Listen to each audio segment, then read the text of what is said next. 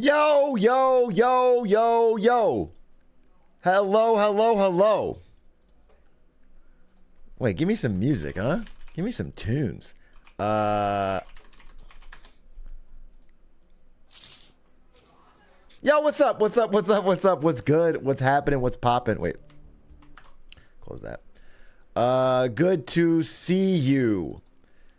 Edibles just kicked in and the quiche is finishing up in the oven. Crazy timing.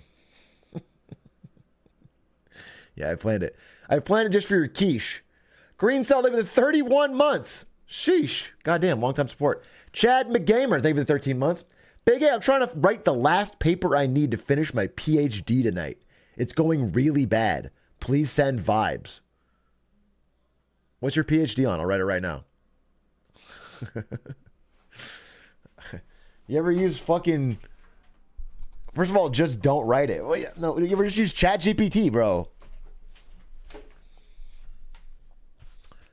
Yo, Atrioc, did you see the new documents that showed that Microsoft was about to buy Sega and Bungie and IO Interactive? Yes, I did see those. The PhD is on being cool. Sorry, you can't help. Okay.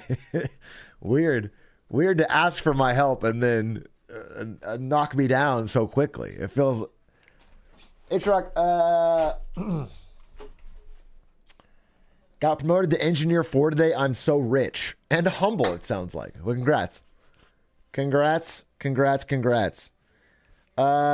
asked for vibes, not help. You did what? Yeah, you're right. You did ask for vibes.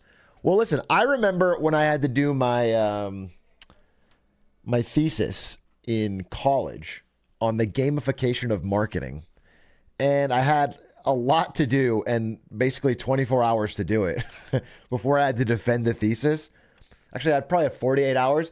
And I stayed up the whole 48 hours. I took 5-hour energies basically every 5 hours. And then I remember I was in the room. I was like, so there's like the area where you defend, like a room where you're defending your thesis. And there's a little back room where you can prepare. And I was on the floor of that room, like laid out like a snow angel. And I was looking up at the ceiling and I just felt like so shit. I felt so fucking terrible. And I was like, you just got to go. You just got to get up and go. It was a very vivid memory to me. And I was like, and I remember I counted down 3, 2, 1. And then I got up and I went out there and I did it. And then after that, I fucking passed out for like 3 days. Hey, big OC. I am currently doing nothing right now. Any advice? But depends. Are you feeling existential dread because you're doing nothing, or are you enjoying doing nothing? Sometimes doing nothing's awesome and it feels like a true relaxation break. Or is it like, oh, I feel like I have a lot of pressures slowly closing in on me and I'm doing nothing because of anxiety? Which one is that? Nothing. Well, now I do. Can you go back to ASU and attack students' theses? Do you mean like just pro bono? You mean I just show up at ASU and I sit in the corner of the thesis defense and I shout attacks at it? Or what? Boo! Boo! Dumb! What even is this? Juicy Chewy, thank you for the 3. Willy Wonka got Riz. Thank you for the 5 months. Give me an example of Willy Wonka having Riz. To my recollection, at no point does he make a romantic advance on anyone. Chalky Factory. When he leaned into the somersault, that's not Riz.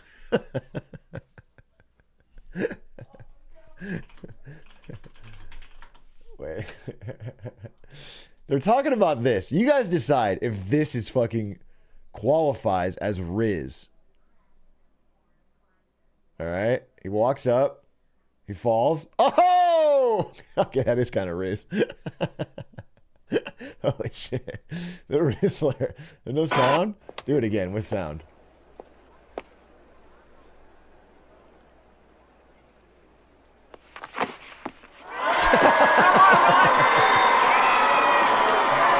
All right. You know what?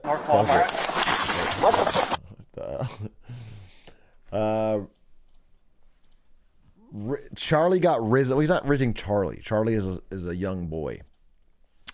But he had charisma for the whole crowd for sure. I will give that. Charlie and the Riz Factory. Atrioc, serious question. When is an MBA worth it? I worked in tech and was laid off and thinking about getting my MBA, but still on the fence about it. Obviously, some people have made it work for them. If you have a fucking very prestigious school, it's going to carry some value. But generally, it's very, very expensive. And a lot of people do it exactly what you're doing, which is they use going to get an MBA as a way to opt out from a labor market that has a lot of layoffs. So like when times are bad, MBAs go up because people like can't find a job or whatever. And then they, so, you know, in general, I'm always of the mindset that like probably work experience is going to help.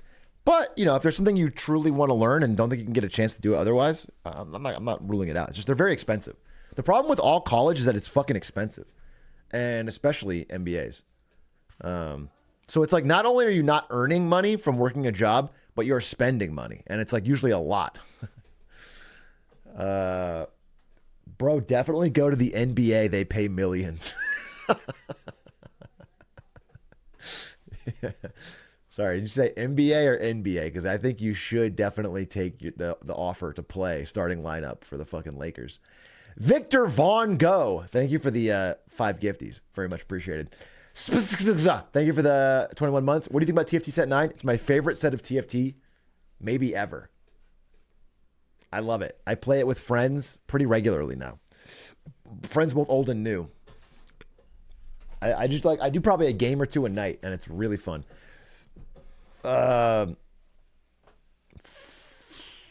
My MBA landed me a kick-ass job with a 50% raise. Just situational to each person. Yeah. I think if every single MBA led to lower wages and no success, then we would be able to just categorically deny it, right? I'm giving you the overall trend. I'm not saying that every single person who's ever got it has always had a worse experience. Big A, did you see that XUC is streaming on Twitch again? He never stopped. He's been doing both almost every day.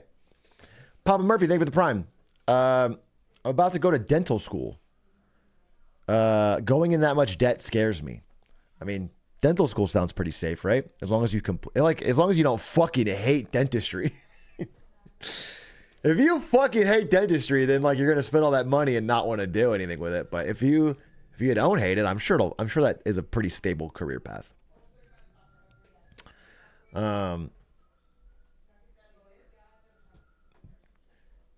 It's crazy to me that he got $100 million contract and it's not even exclusive to Kick. Well, I think the fact that he still streams on Twitch and does both is actually better for him because he can start a stream on Twitch, get all the viewers excited, then jump over to Kick, and then they follow him over rather than just kind of disappearing ninja style. I think Kick prefers it that way. And again, the end goal of the whole thing is to convert gamblers. So it's not like they're making money on views. They're really, the whole goal is to just get more people to gamble. If XQC streamed at 98 hours on Twitch and then 10 hours of pure gambling on Kick, that'd be the ideal. That's what they prefer. They're not forcing him into it, imagine bros working on your teeth and ask if you're a coffee cow.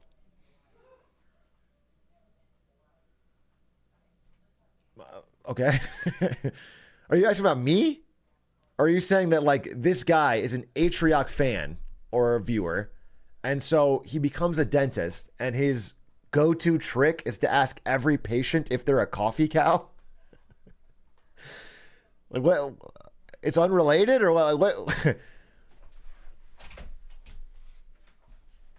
You guys are maybe cooking that one too hard.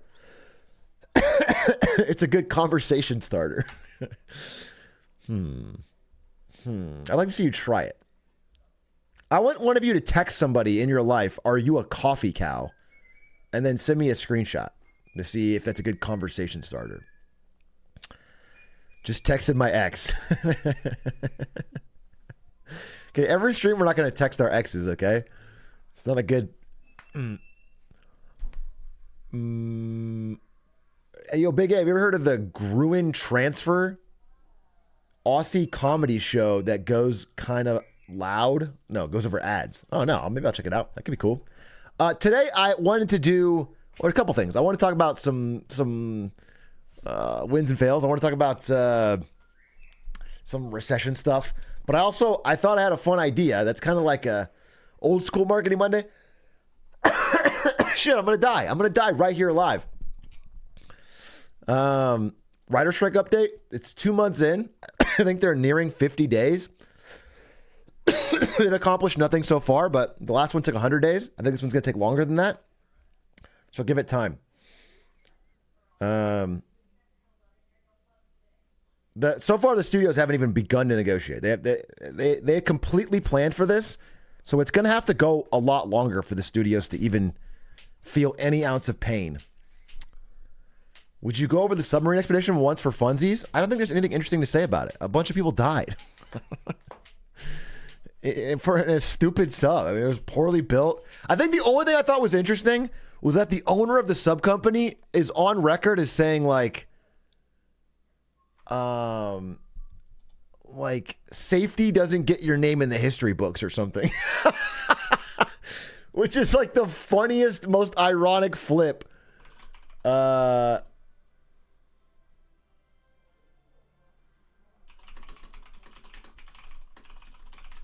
What does he say?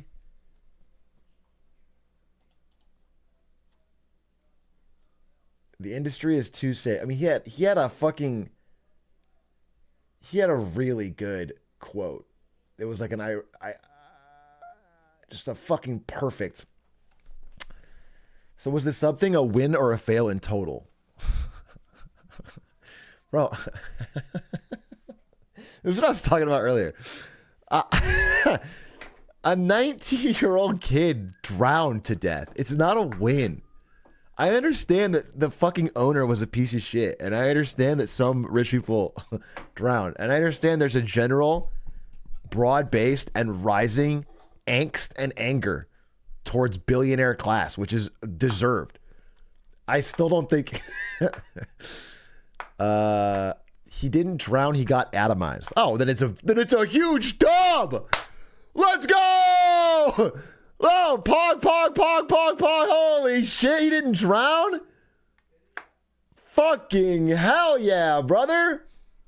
Frankie Declan, they have the 27 months. We ain't getting shit until Q2 2024. What shit do you mean you're getting?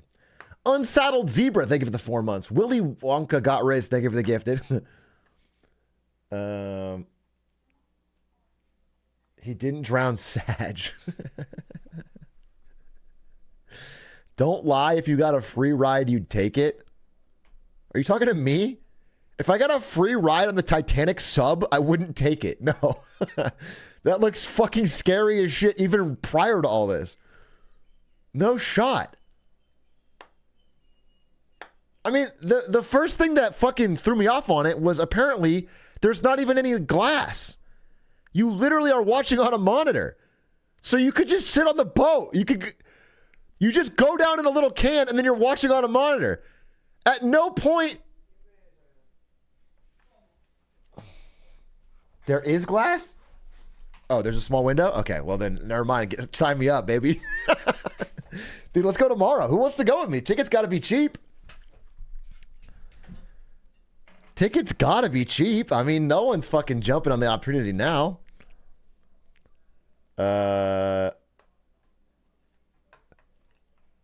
Isn't the window where the shit bucket was? They went down there for 1 day. I can't imagine there was a shit bucket. Was there really?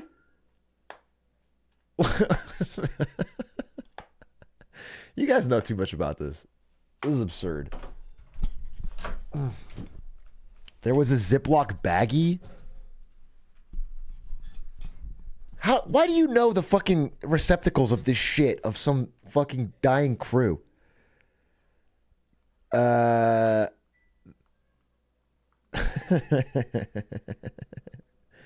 was like a bucket thing in the floor.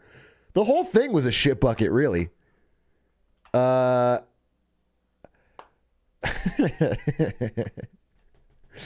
Hear about the Virgin Galactic launch tomorrow? Virgin Galactic is a fucking fraud, bro.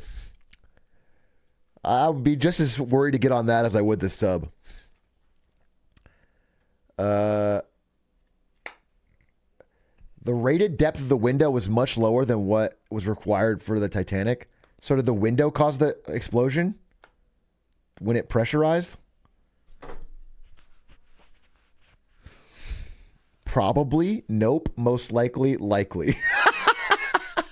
I asked a question. I got 4 different answers instantly.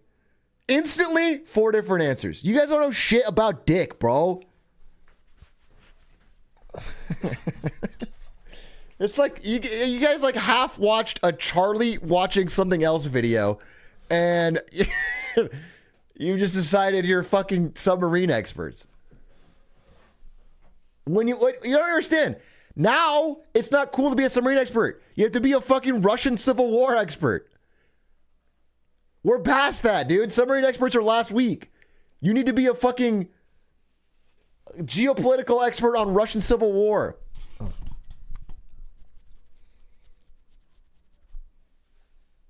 By the way, I read a great article today. It was basically, you come at the king, you best not miss. And there's this very long history of any time someone attempted a revolution in Russia and failed, it went very badly for them. Like, I think the death rate, it's like 100% or something. At one point, they're like fucking executed in the public square. So I don't know what Prigozhin's plan is. I feel like he's got to be fucked if he fucking can't be allowed to live.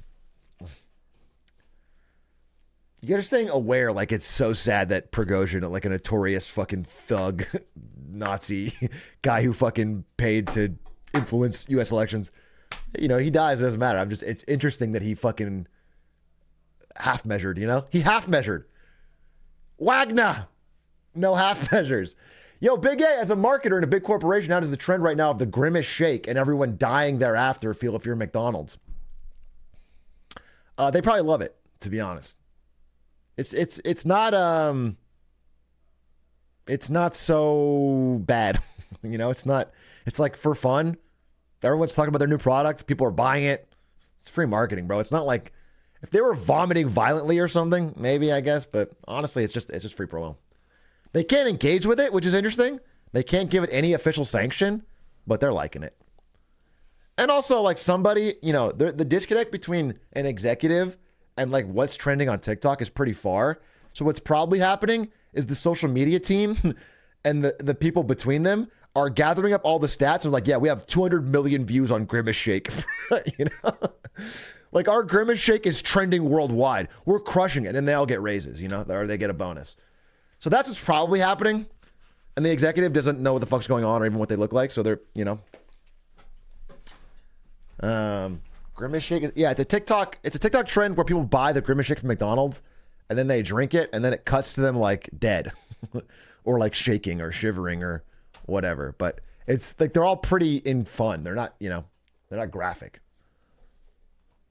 And the key part of it is every single one of them has a person actually buying the Grimace Shake and often in front of a McDonald's. So just in terms of like people recognizing that a new product exists and going to the store to get it is pretty high. Did you see the dude who made the Grimace Wiki get mad that McDonald's changed all its shit? Bro, no.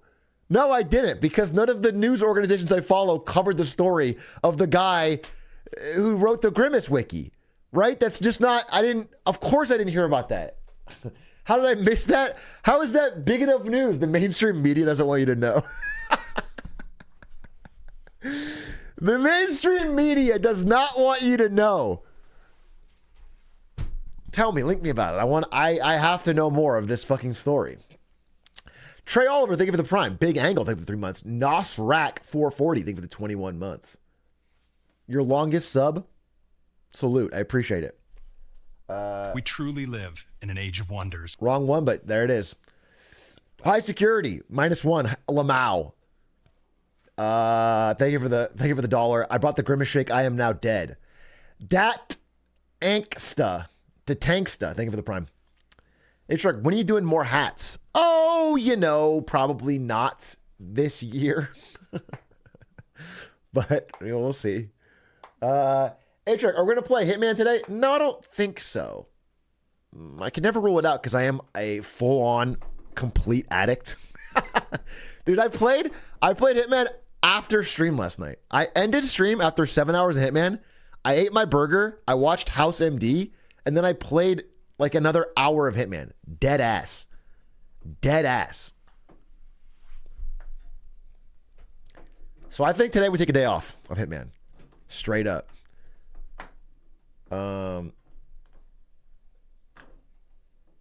House MDs. Very nice. Let's stop the chat real quick. Let's give this guy credit, all right? I said House MD, and this fucking genius, probably on the other side of his room, rushed over because he had a brilliant idea, grabbed his keyboard, furiously typing because he wanted to be the first one. Nailed it. House MDs. Chat erupts in laughter. Hero, VIP, king, mod, streamer himself, maybe. I'll fly him out first class to come out here and do the rest of the stream. I mean, it's insane how quick your mind works. How do you come up with this stuff, dude? Honestly, how do you come up with this stuff? It's fucking brilliant. Buy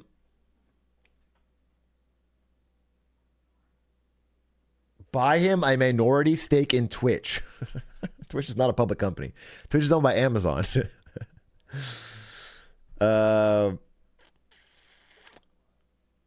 When was the last time you taken first class?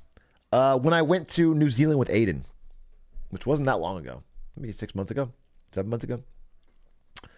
It was funny because I was at first class and he wasn't.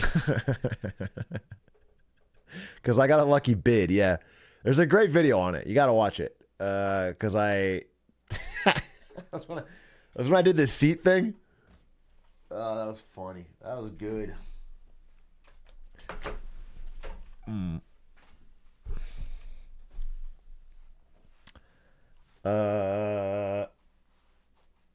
Sure, Respect Score has the world record, but it doesn't have a stamp. Yeah, no seal, bro. No seal, little bro. I'm gonna be dead honest with you. Should I say this? Is this bad for hype if I say that, like, I've gotten better PBs offline than online, but I will never show them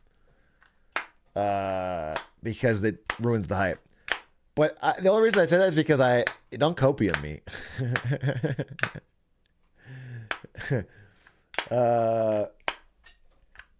The only reason I want to say that is because I have the most insane fucking clip of all time. I'm just gonna show it to you because I saw my mind. This is from last night. You have to understand, though. I don't think if you don't understand Hitman, you're never gonna fucking get it, dude. All right, I'll show you. Okay, this is the run from last night. Here, I'll just hide my camera so you can see. So this is me, and this is you guys. All right, so here I am. I'm in the last mission.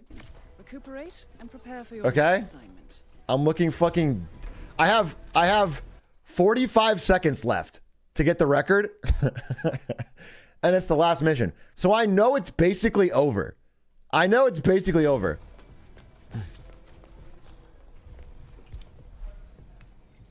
now it's down to 38 seconds. I'm not even in the mission yet. Now it's down to 35 seconds. Now it's down to 33 seconds. 32, 31, 30 seconds. So I have 30 seconds on the last mission to get the record. And I got the worst fucking procedure objective, which means I have to kill them with a pistol. So it's over. It's over, and you can see me look at it. I'm like, well, that was fucked up. I'm going to go to bed. Welcome to Veneta. But then, so I get parking lot spawn, which is the only one within 30 seconds of an exit. But I have to run directly there to get out. And in that time, somehow I have to kill the target with an unsilenced pistol. Nearly impossible. Because all the targets are over here at the party. Like, there's a dozen of them. It's time to put an end to them. The leader is currently operating in the area. 20 seconds. However, but then I see one target spawned here. However, this is one of 20. They are on assignment.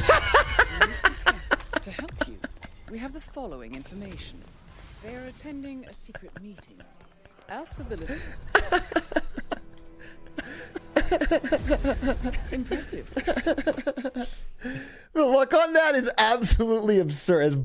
It's unreal. It's unreal. I'm not going to upload that. I want to try and see if we can get the speedrun mods to not count offline runs at all, because I think it's fucked. I think because you can Alt F4 and redo first levels or complete a campaign and keep your ducks. It's like, it's too sus. I don't think offline run should count. Straight up. I don't think it should count. I think you have to stream to count. But I think that's a fun YouTube short. Yeah, after I actually get it legitimately. Not everyone has a good enough PC to stream it, bro. They don't have to have a camera. They could do it at fucking low qual. You just need to be live, so there's no shenanigans. That would prevent some people from speedrunning? I don't think so. They don't have to fucking... Yeah, they don't have to have a partnered account. They just need to be live when it's happening. They're just like totally fine. And it prevents any fucking shenanigans. Atrioc, I hate asking this, but when's the vid? You hate asking it? Because a lot of people don't seem to hate asking it. I'm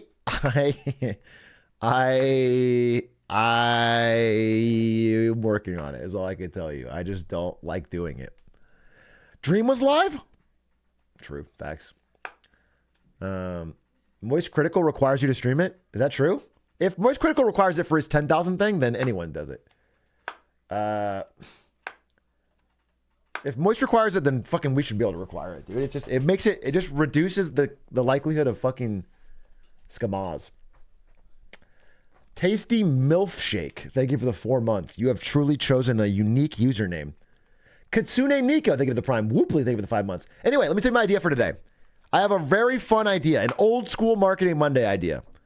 Rather than just do wins and fails, and rather than just do, some deep dive on a topic that I'm not ready for because I played Hitman every day yesterday, I thought, what if we watch and react to and analyze the worst investment TikToks on the internet? I think that would be pretty fun. So I found this account called TikTok Investor on Twitter, which basically gets the fucking most hilariously bad investment advice from TikTok, and then we can watch it and make fun of it. That sounds fun to me. That sounds like a fucking PogChamp idea.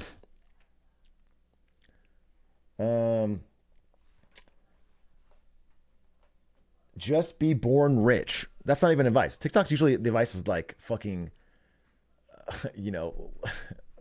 start an Airbnb company or something.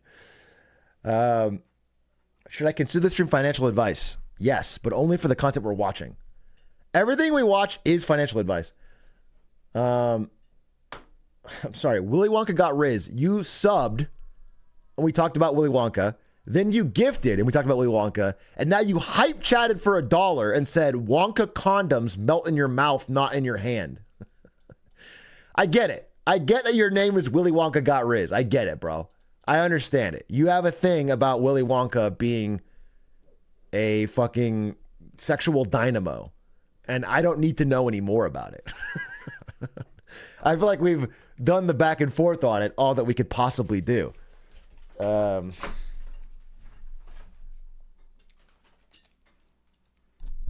Air, wait. Let me turn on the air because it's hot as fuck in here.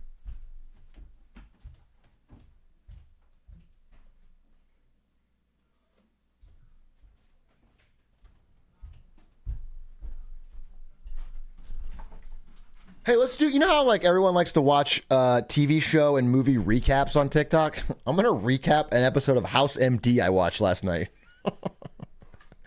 In the episode of House MD, there was a girl who lived in a clean room because her mom was very protective. But then she somehow got sick and no one could figure out why. And only House MD was smart enough to save her. House was, yeah. Okay. Wait, minus 20. What the fuck? A $20 hype chat. I think chat would like if we watched this. I guess I have to look at it for a $20 hype chat, but I might not watch it. Was Dragon Age Origins as good as I remember? An analysis of one of BioWare's best games. This is a video from a year ago that is 3 hours and 47 minutes long.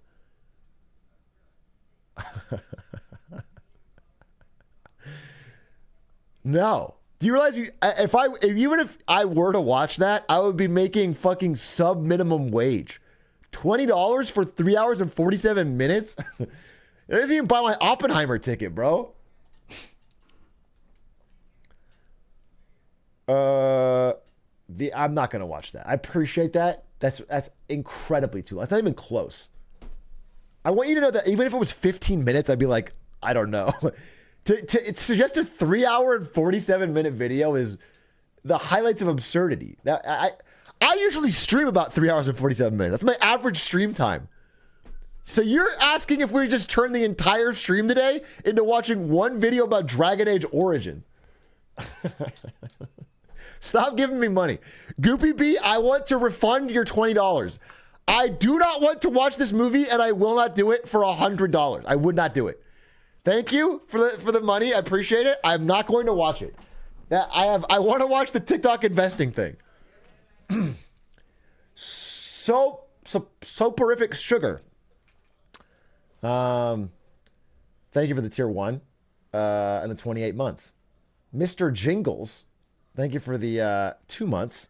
Hey, Big A, I'm happy I was able to learn about the economy and lose all my money on crypto. I'm sorry that happened to you. I'm sorry you lost all your money on crypto. But I think as we all know, it always bounces back. The door just closed by itself. Do you guys think it was a ghost, or do you think maybe it was Ari and I was being kind of loud and she just shut the door? What do you guys think? What's more likely? Do you think it was Ari or was it the ghost? I'll trust whatever you guys say because you guys saw better. You got a better look at it. Definitely a ghost. Ghost for sure. All right. Well, then I better figure out what to do. My house is officially haunted. You guys would not lie to me on this. The house is definitely haunted. The door is shut on its own. It was Grimace. Okay, I actually hate hype chat. Like I can't look away from it. But I don't care about your question. Have you heard the Randy Newman song, It's a Jungle Out There? It's a banger for real, for real. Maybe.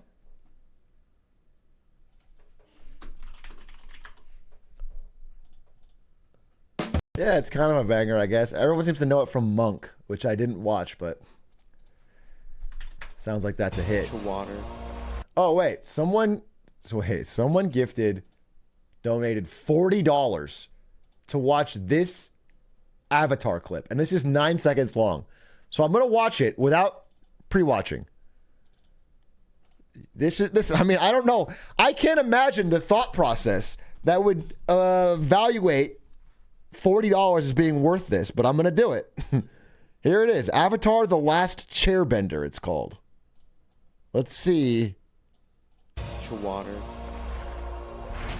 Earth, fire, chair.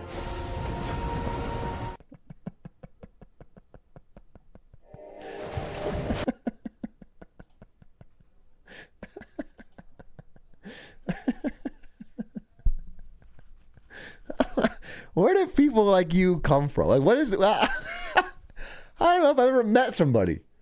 I don't know if I've ever met somebody in my life. Well, we'd say that person's likely to spend $40 to watch an Avatar chair meme. That was worth it, though. Saudi Prince? I think even a Saudi Prince wouldn't.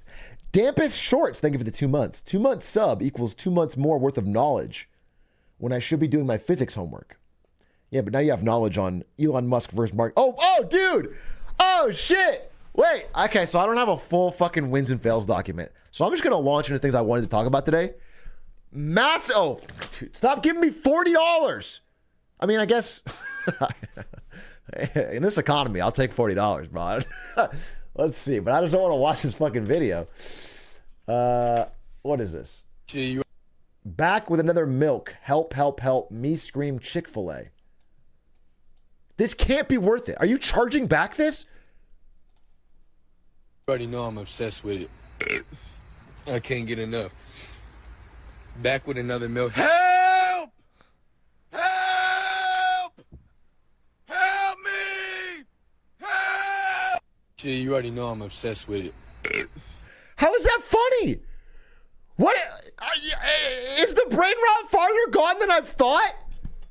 Are all Zoomers literally at the zombie stage of brain rot? What was that? I'm nearing crying. That's the funny.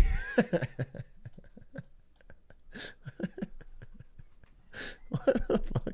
Boomer doesn't get it. I openly don't get it. You will never top that. This is the absurdism that Camus wrote about. He just didn't know it at the time. Yeah, Albert Camus, author of The Stranger. Little did he know that Zoomers would fucking exceed his wildest expectations. That's crazy. That's crazy. I peed. That was so funny. Bring up Chuck Norris for the boomer. No, guys, I thought it was really funny. Oh, no, I thought it was really funny, actually. Oh, help! Dude, that's hilarious, dude. That's so fucking funny. God damn, dude. Holy shit. When he said help, that was banger. That was fucking on fleek, dude. That's what I always say. Atrioc, the speed runner who was a doctor. Okay. I'm not looking for requests right now.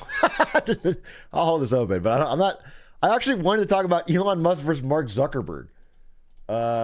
Which is apparently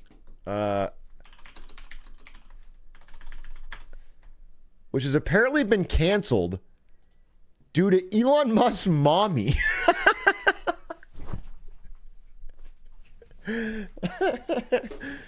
Literally, his mom stepped in. She's been tweeting all day and she said she canceled it.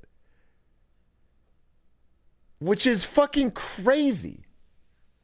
This could not have gone better for Mark Zuckerberg. I just want to say, like, it's crazy the fucking silver platter of PR that Elon Musk handed him. It's almost the nicest gift he could have given. Because Elon Musk challenges him to a fight. Mark Zuckerberg instantly responds, name a time and place. Because it's so awesome for him. He trains jiu-jitsu all the time. And then Elon, as per usual, as it gets closer to actually happening, because they had an hour-long convo with Dana White. Look. UFC president Dana White said he talked to Elon Musk and Mark Zuckerberg on the phone for 1.5 hours, and they're both dead serious about fighting. So it started to become very real. It started to become very real, and then all of a sudden, as of today, Elon Musk's mommy stepped in and said it's not happening. Which, by the way, the dude, how old is Elon Musk? Is mommy still fucking kicking?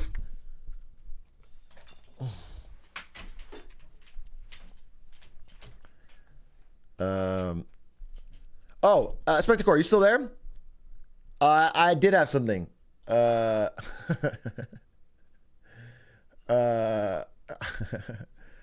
was it? I just wanted to show you this clip. Well, I already watched it. Maybe you could just go back. Show it again. All right, I'll just show it one more time. Just want to show you this clip. All right. Look how close I get. Okay.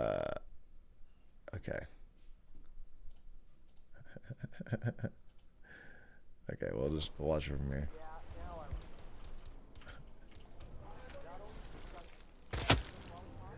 Well, Look at the time. Now, bear in mind, this is not real or submitted. You should get back to the safe house.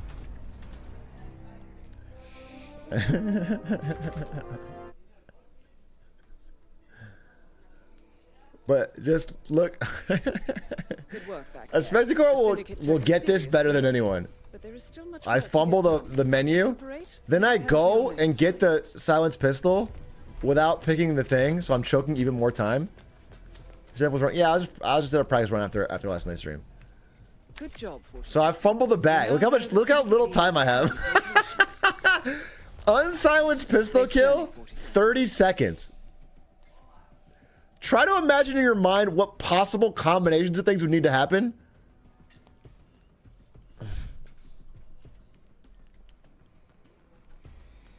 Welcome to Veneto Yates, Argentina. It's time to put an end. 25 seconds. The leader is currently operating in the area. However, we have very little intel. 20 on seconds. identity. However, this is no. It has to be this one, right? They are on high alert, so you need to be careful. To help you, we have Isn't the that following fucking information. bananas? They are attending a secret Isn't that fucking 1 in a quadrillion?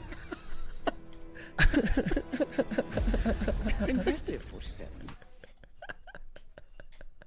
4 seconds to spare. I'm not counting it. Don't even start running it. I'm not counting it. I'm not gonna upload it or submit it or anything. I think offline runs should not be counted.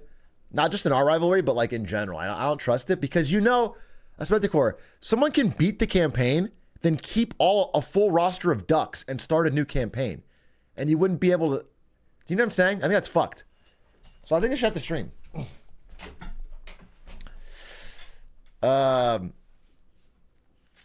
So I'm not gonna count it, but I wanted to show you that, and I wanted to show any Hitman fan that because that is the most absurd 1 in a billion luck. And if I had been live for that, it would have been the sickest moment ever. This is like a lottery ticket level of luck. That's crazy. Should have kept streaming all night? Yeah, that's a good idea. It's always good for the mental. Good for the mental. Too bad you ended like a coward. I wasn't a coward, bro. I watched. Oh, so anyway, I was on the story about House MD. Yeah, so House MD, right? So this lady, this young woman is, she's like fucking 14, and her mom's super overprotective, keeps her in a clean room, and she gets sick, and no one can figure out why. And everyone's like, is it lupus? And then House is like, no, it's not lupus. Is it sarcoidosis? No, it's not sarcoidosis. And then House is like, I bet it's a tick. And they do a full fucking MRI scan, and they look for the tick, and they look all over her body, and they can't find the tick. And they're like, there's no tick, House. It's not a tick. And he's like, it's got to be a tick. And then the head of the hospital comes in and like, look, we checked every inch of her body. There's no fucking tick. House, you're off this case. We're going to get a different doctor. And he's like, you're going to kill that poor woman. You're going to kill her. She's going to die if you don't find the tick. All right? And then the head administrator lady's like, no, we're taking her away. So they start taking her away. And then House gets in the elevator with her. She's on a gurney, right? They're like taking her to the fucking surgical room or something. And House gets in the elevator and locks everybody out with his cane and then presses the emergency stop button. It's fucking crazy. So he locks himself in with this fucking 14-year-old girl. And again, he's been pulled off the case officially. And her parents are outside the elevator, like screaming. So it's like incredibly illegal. No, it gets worse. It gets worse, by the way. Okay? Then he starts checking like her hair for the tick. Checking all over her body for the tick. Then he's like, there's only one place it would be. She snuck out to have sex with her boyfriend. That's the only way. Her boyfriend jumped the fence and snuck in, and they snuck out to have sex with her boyfriend. So the tick must be in her vagina. This is real. So he checks right as the elevator gets unstuck. All right? And it goes to fucking the 10th floor or whatever. And her parents rush in, and the doctors rush in, and like the security staff rush in. They're like, get the fuck off my daughter. And he's like coming in. And then right as they're about to like fucking knock him out, he like pulls the tick out. And he's like, still think I'm crazy? And it's like, okay, House, I guess it worked. You did save her life. And then she gets better because the tick was like administering poison and she was about to die. So he does save her life, but it's so egregious.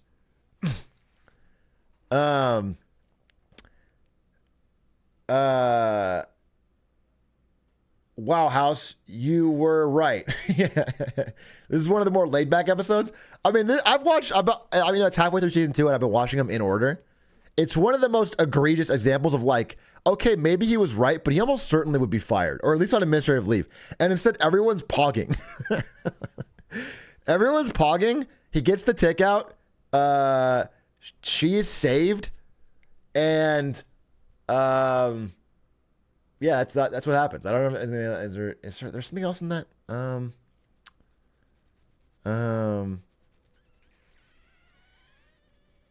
Imagine he was wrong. Yeah, if he was wrong, like he's just 100% fired. House is insane, but it's a good show. I like House a lot. I just, this episode in particular was like, whoa. It's just, there's like this line where House is so good at being a doctor that he gets away with some over the line shit. I get it. It's the theme of the show. It's just sometimes he goes so far that it's like, okay, this family is gonna press charges, dude. It's also like, I don't think this happens in real life when doctors are overworked and busy, where the doctor just sends out fully trained medical doctors to break into your house to find out if you have like the wrong toothpaste or something. And it happens all the time. It happens all the time. And in that episode particularly, he's like, I think there's a tick. Go check or whatever. And they have to go like fucking search the grass around her house. Yeah,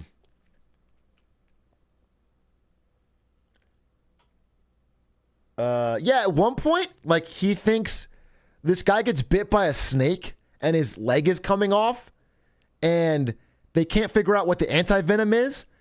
And the guy's like, whatever happens to me, take care of my dog. And then House, who is a genius, knows that everybody lies, goes, wait a minute. This isn't a snake bite. This is a dog bite. You're trying to save your dog from being put down. And then he sends his fucking cronies to the guy's house to grab his dog and swab his mouth. And it's an angry, vicious dog. And two doctors just like wrestle it down and swab the mouth. And it's like, they wouldn't do that. Animal control would do that. They wouldn't. It's crazy they would do that. So anyway, the show rules, to be honest. And by the way, that episode I'm talking about is like one of the best episodes.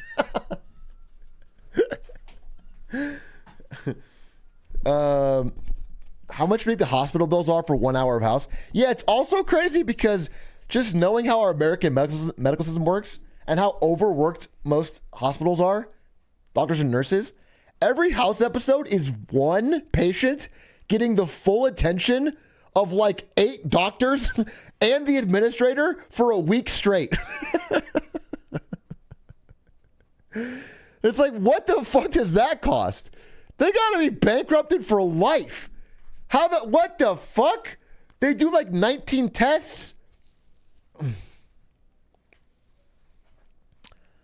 So it's, it's fantasy. But it's fun. It's fun because I think, as opposed to The Good Doctor, I think Hugh Laurie does just a fucking fantastic job as House, and it gives it a lot of charisma, a lot of riz. Although, again, it's also like, I don't know, I think people just like the idea of somebody being so good they can get away with anything they want.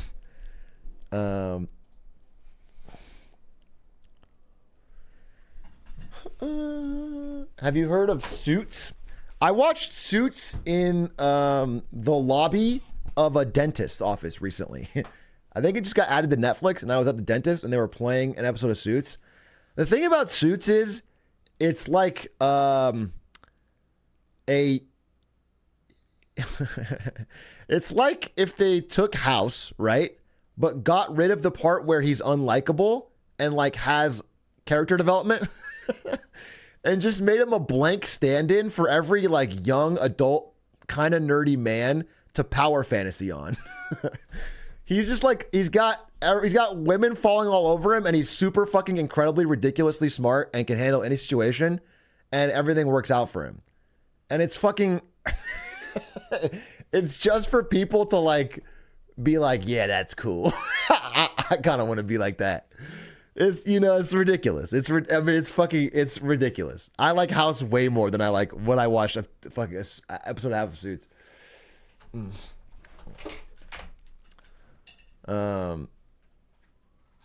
Mike Ross is based off. Also, they called the main character Mike Ross, which is a crime to the actual Mike Ross. I like Burn Notice and White Collar for this reasons too. Yeah, I think I read this somewhere, but like there's a genre of TV or even movies that is very satisfying to a certain group of people, which is just like man who is really good at job. And I'm one of them. I love it. It's usually man, I'll be honest, it's usually a dude who's like incredibly good at whatever their job is to the point where that like they have the respect of those around them. And like people, I don't know, it's crack. It's crack cocaine, dude. I fucking love it.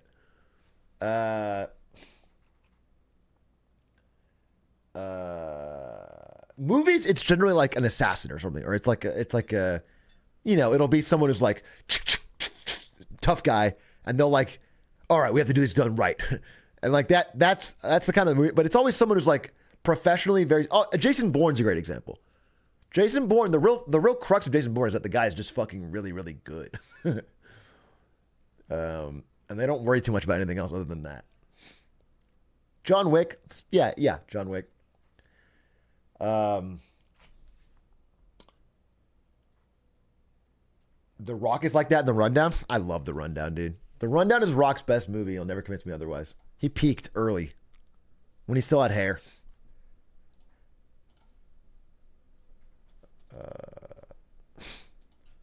Matt Damon in The Martian. I don't remember The Martian. I saw it. I don't remember. It was kind of forgettable. I think I remember he like grows crops on Mars, and then he pogs.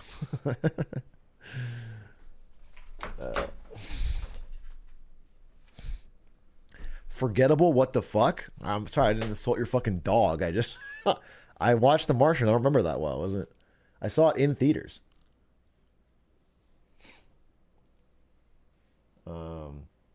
But I think, as I recall, I showed up a little late. Like, Ari and I were meeting some people to go see The Martian, and we were late to the movie. And I think it was because of me.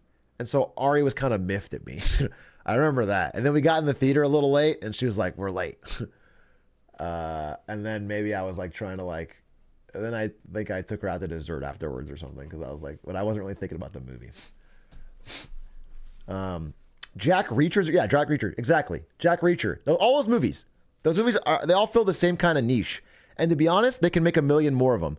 Because the Equalizer is a great example. That Safe House movie with Denzel Washington and fucking, these are all movies where it's just like guy who's really, really good. He's better than anyone else. No one can be near him. And also he could take on 10 people in this job.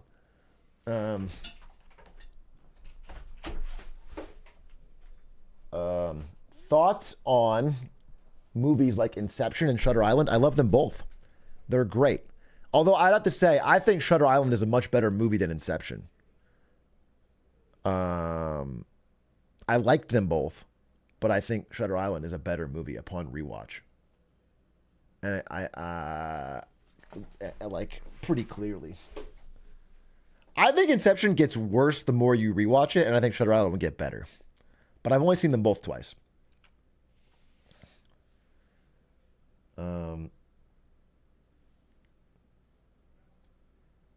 Have you seen Old Boy? Yeah, I have. I haven't seen the fucking white guy version, but I saw the Korean version. It's great. Have you watched Tenet? Dude, I fucking think Tenet is Nolan's worst movie. And maybe that'll get me some haters, but I think Tenet is so... It's like all the worst habits that Nolan has, which is like, you know, downplaying characters in service of some fucking plot device, extremely loud, overbearing soundtrack over the dialogue, convoluted time travel for the sake of itself. Tenet was so mid for what I expected, but my favorite Nolan movie easily is Memento. Easily. Blows Tenet out of the water.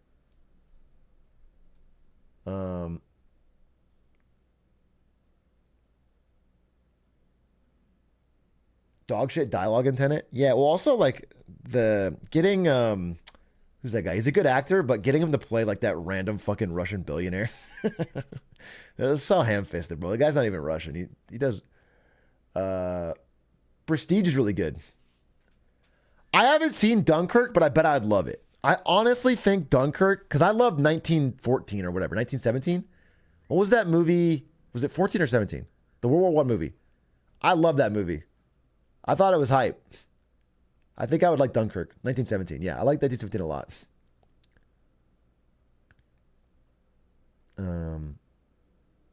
Fell asleep to Dunkirk 4 times in class. I'm sorry, so your teacher played Dunkirk 4 separate occasions in class? And you fell asleep all 4 times? I don't blame you. Your education is terrible.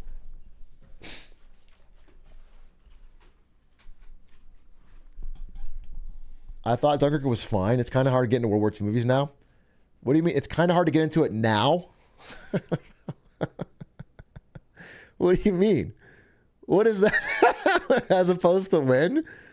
Like World War II's played out? World War II fell off? Hitler ruined it for me. Yeah. Yeah, Hitler really put a damper on World War II enthusiasm. There's so much World War II canon, it's like One Piece.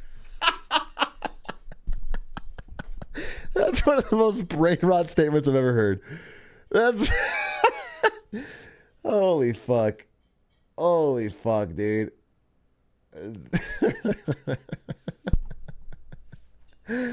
That's so uniquely brain rotted. Darkish Red, they give it the 34 months. I do appreciate it. World War II is just so unrealistic. Yeah.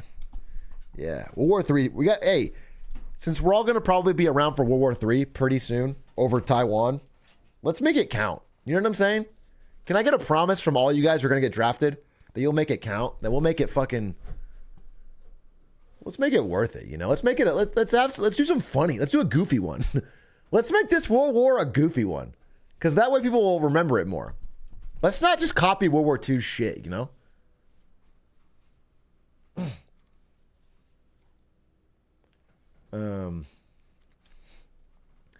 I'll break my arm so I don't get drafted. Don't worry. By then we'll have bionic arms. They'll make you half machine. And then they'll be able to robotically pilot it. And force you to fight. Yeah, you'll be like a real life Bionicle. That'll be the fucking marketing campaign. Be a real life Bionicle in the U.S. military. We should send a nuke that pops out a bang banner on impact. It just lands with a thud and then the flag pops out. Yes. Now you're thinking. That would be a funny goof.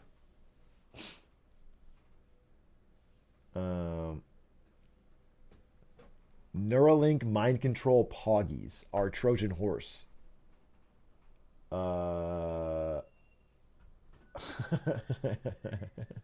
Just a little debate for our goofy war. Yeah, I just think it'd be fun if we had a goofy world war. Like more of a prank war between Xi Jinping and Biden. That'd be cool. Thoughts on Wes Anderson movies? I think I would have a more caught up take on this, but then Wes Anderson got popular on TikTok, and now there's been Wes Anderson discussion that has evolved past where I'm at. So I'm not caught up.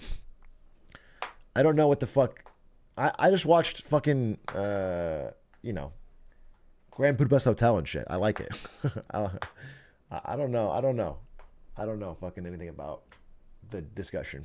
The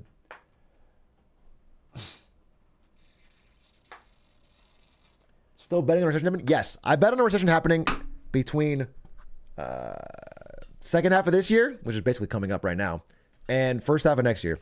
Basically Q2 24. If it doesn't happen by then, I am dead wrong. I am betting. I'm just saying I'm on a clip. That's what I believe. That is the recession time window.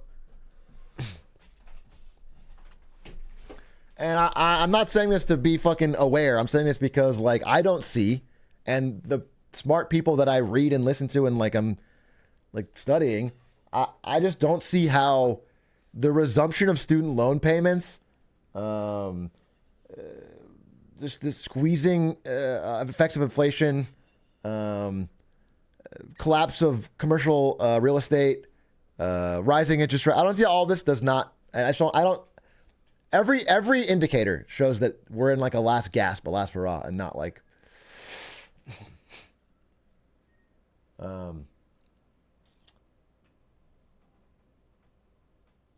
Geez, way to be a Debbie Downer. I'm just speaking what can I do it in a funny way? Whoa! That's what I think. That's what I think, and that's why I'm positioning my money, and I don't know. That's what I think. And also, like, the entire economy right now is held up by the 7. There's 7 stocks holding everything up.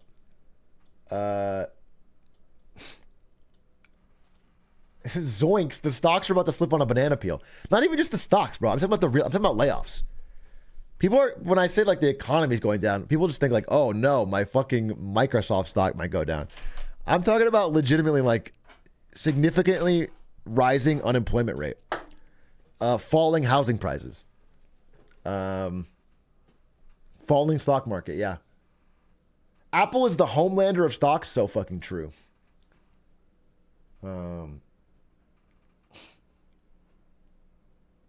Let's go falling housing prices. Yes, that's the catch-22 though. Because if the housing prices fall, but you get laid off, you know what I'm saying? Do you understand? Do you understand that that's the fucking,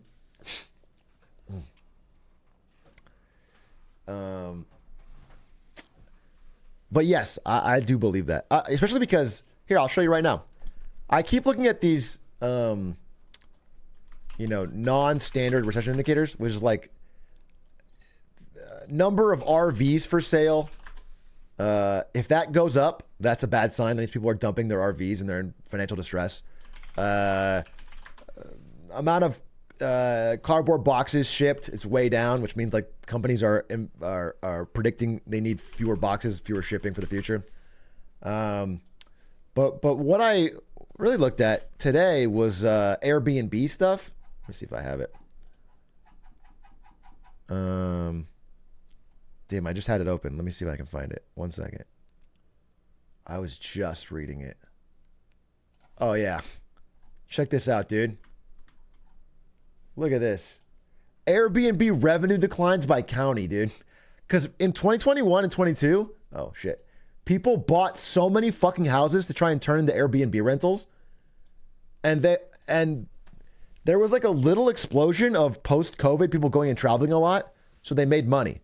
And then all that demand is going off a cliff. All this shit is going down. And so suddenly, all these people who took out, $1 million loan to buy the house and then rent it out for Airbnb can't make the payments because they aren't able to rent it out for Airbnb. And all of a sudden, they're fucked. So they have to sell. And they have to do it what is like a distressed sale. They don't have time. They can't wait. So they're going to sell at almost any price they can get, which is going to cause, ripple effects of the whole market going down. So landlords get fucked. You love to see it. Again, I like to see people that fucking thought it was, I guess, the bigger, more established scammers doing this. I like to see it get fucked. I hate seeing that, like, on TikTok, people promoted like, oh yeah, just buy a rental property, make it Airbnb, you'll make money. And then a lot of average people did it for like 1 property or 2 properties, and they're going to lose fuck tons of money, ruin their credit. It sucks. It sucks. But yes, it's causing fucking, I see it as a problem going down. And I also see that, like, unless Biden somehow fucking pulls the fucking mega swag and finds a way to block student loan payments again, it sounds like the Supreme Court's going to force it back to happening very soon. Like, when does it start? Student loan payments start. It's from 5 days ago. August 30th, dude. August 30th, because of the debt limit deal. And that means you know, it's like $40 billion a month taken out of the economy. So instead of millennials, who on average have the most of this, instead of them spending on fucking, you know, vacations or restaurants or upgrading their house or buying a computer or whatever, they're all just putting that money towards student loan interest payments.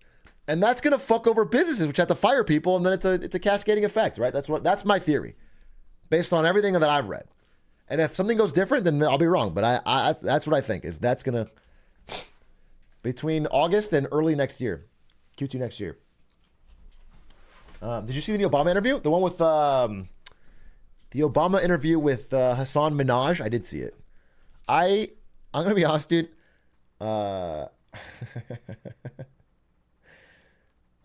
I am slightly ever more disillusioned with Obama, dude. I just feel like he is a smart guy, but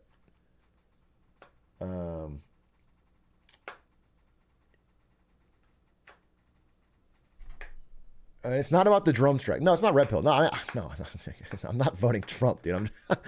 I just feel like Obama. I don't know.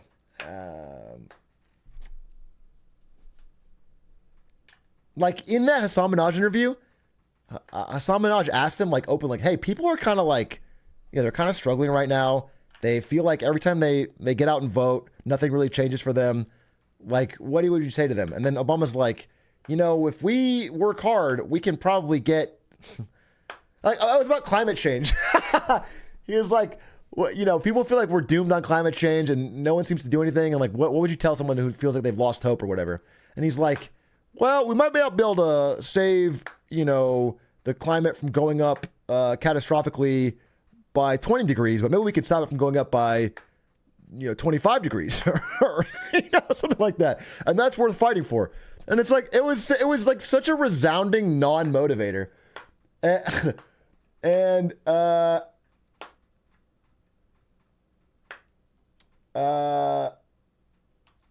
don't know. I got the sense that he's made so much money post presidency, and I thought he'd be more involved because he has a lot of fans. You know, he's really good at motivating people. He's a great speechwriter. I mean, I think he has. He's got energy. There's a lot about Obama, but I wish he would use it more. And he's been kind of just doing Netflix documentaries and shit. He's got no skin in the game. Yeah, it feels like he just kind of fucking pieced out. Have you seen his Spotify playlist? Oh, yeah. And then also in the interview, Hassan Minhaj says, hey, you put out every year a list of books and a Spotify playlist and all this shit. Let's be honest. You don't actually. That's not your stuff. And Obama's like, no, they're mine. For real. And then he pulls up the list and he's like, all right, well, tell me the plot of this book. And then Obama like looks at the camera and he's like, we don't have time for this, right? We don't have time for this. And it's like, bro, just tell him the plot of the book that you fucking recommended.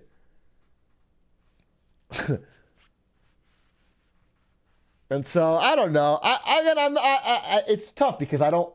It's like I feel like people hear this and they go, "Well, I better fucking vote Trump then." And it's not what I'm saying at all. I just get a little disillusioned. Is all I'm saying.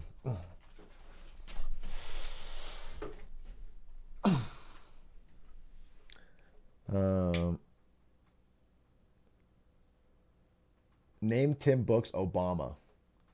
Different type of read. You like books? Name every Tom Clancy novel. I used to read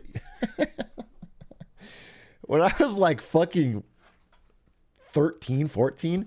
There was a book series called Young Tom Clancy or something. No, what was it called? Yeah, it was like about what was it? Young Tom Clancy book series. Is that what it was? Yeah, it was Young Net Force Explorers. That's what it was. Net Force Explorers. And it was young adult novels about Tom Clancy, and it was set in the future where like everyone could solve crime in cyberspace or whatever. They solved cyber crimes. But it wasn't like solving cyber crimes like fucking getting on the computer and hacking. It was like virtual reality fighting. It was wicked, dude. It was wicked.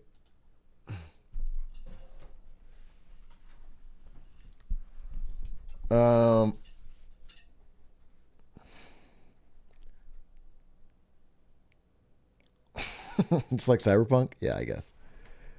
Who the fuck is Tom Clancy guy? He's everywhere. He's just an author that has licensed his name very well. He doesn't even write the books. You know that? The cover of the book says Tom Clancy. And then the author, Diane Duane, Mark Sirachi, Bill McKay. They just farm it out, dude. He wrote the first one, or the first couple, and then he just fucking farms it out. Same thing as, who's the other? I don't remember his name. Graham Williams or whatever. I don't. James Patterson doesn't write his own books, dude. They just become big authors with a style of book, and they hire sub-authors to write the book for them, and they kind of just give it the stamp of approval and put their name on the front. To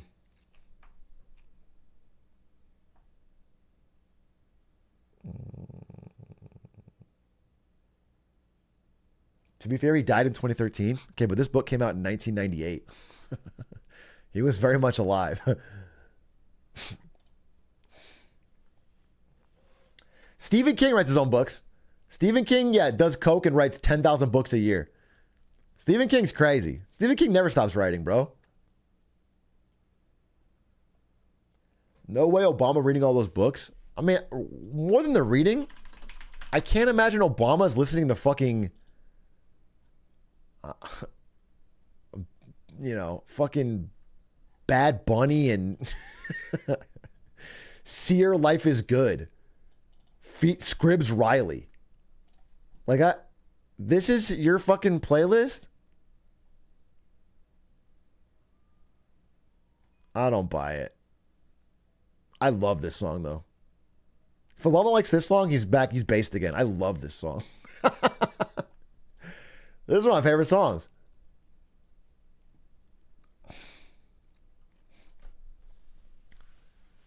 Where's WAP? That's on Ben Shapiro's playlist. Weren't we going to watch TikToks? Now we're randomly shitting on Obama. We get crazy around here, all right? We take detours. We get to different locations. I'm not shitting on Obama. I'm just giving a fuck. You're simplifying. What you're doing is you're removing all the nuance. Classic internet discourse.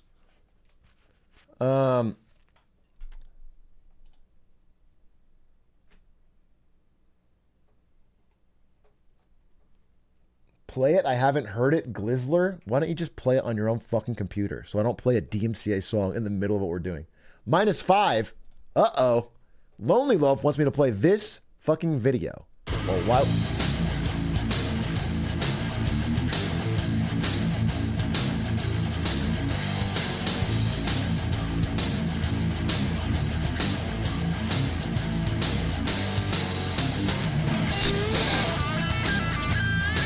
There's some big. It's 2 minutes long. These are some big crabs, I will say. Wait.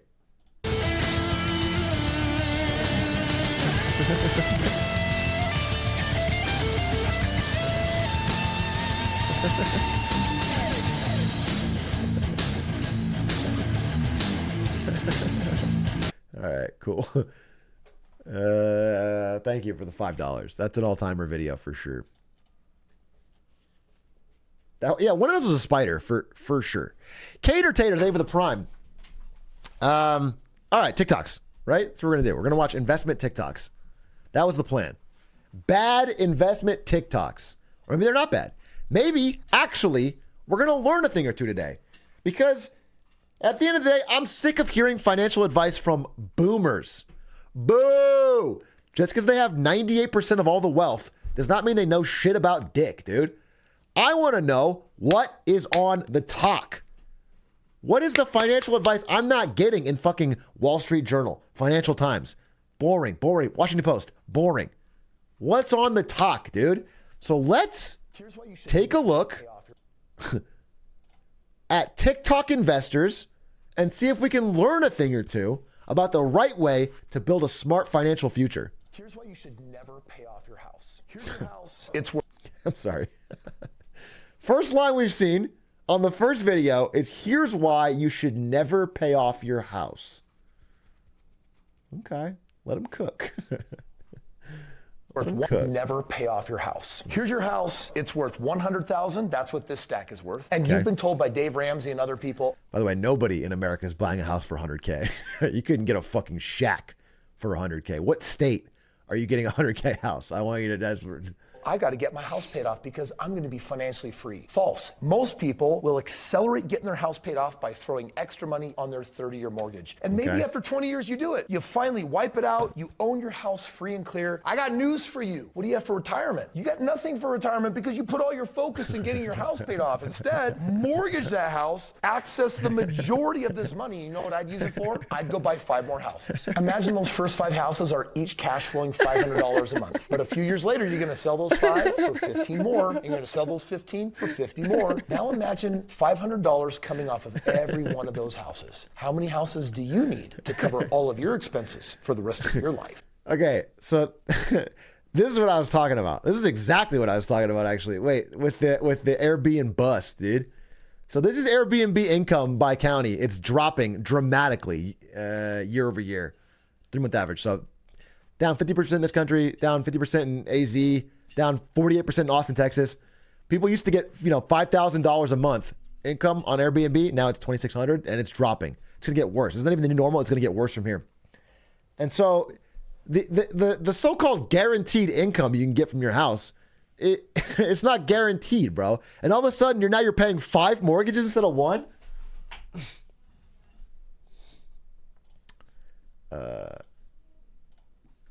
One house equals 5 house.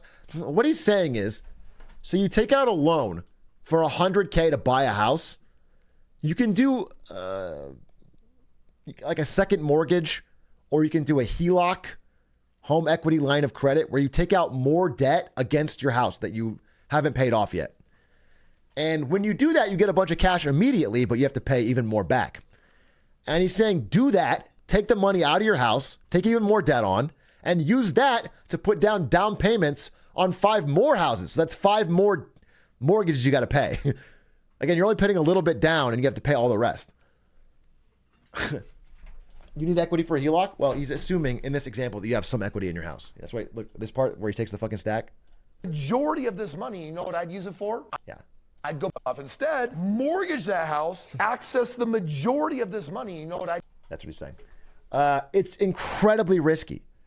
Like what he's not saying is that what you're doing here, it's not impossible that it might work. If you've got 5 cash flowing houses that all, have no problems and you get tenants that make sense and you're not fucking dealing with someone smearing shit on the walls or not paying or whatever. If that worked, then you might barely be able to stay above water because you have to make fucking 6 mortgage payments every month and you better be getting money coming in to pay for that. But if you ever slip, let's say one house doesn't get occupied and you can't make that payment, and all of a sudden you have to fucking sell the other houses at a loss.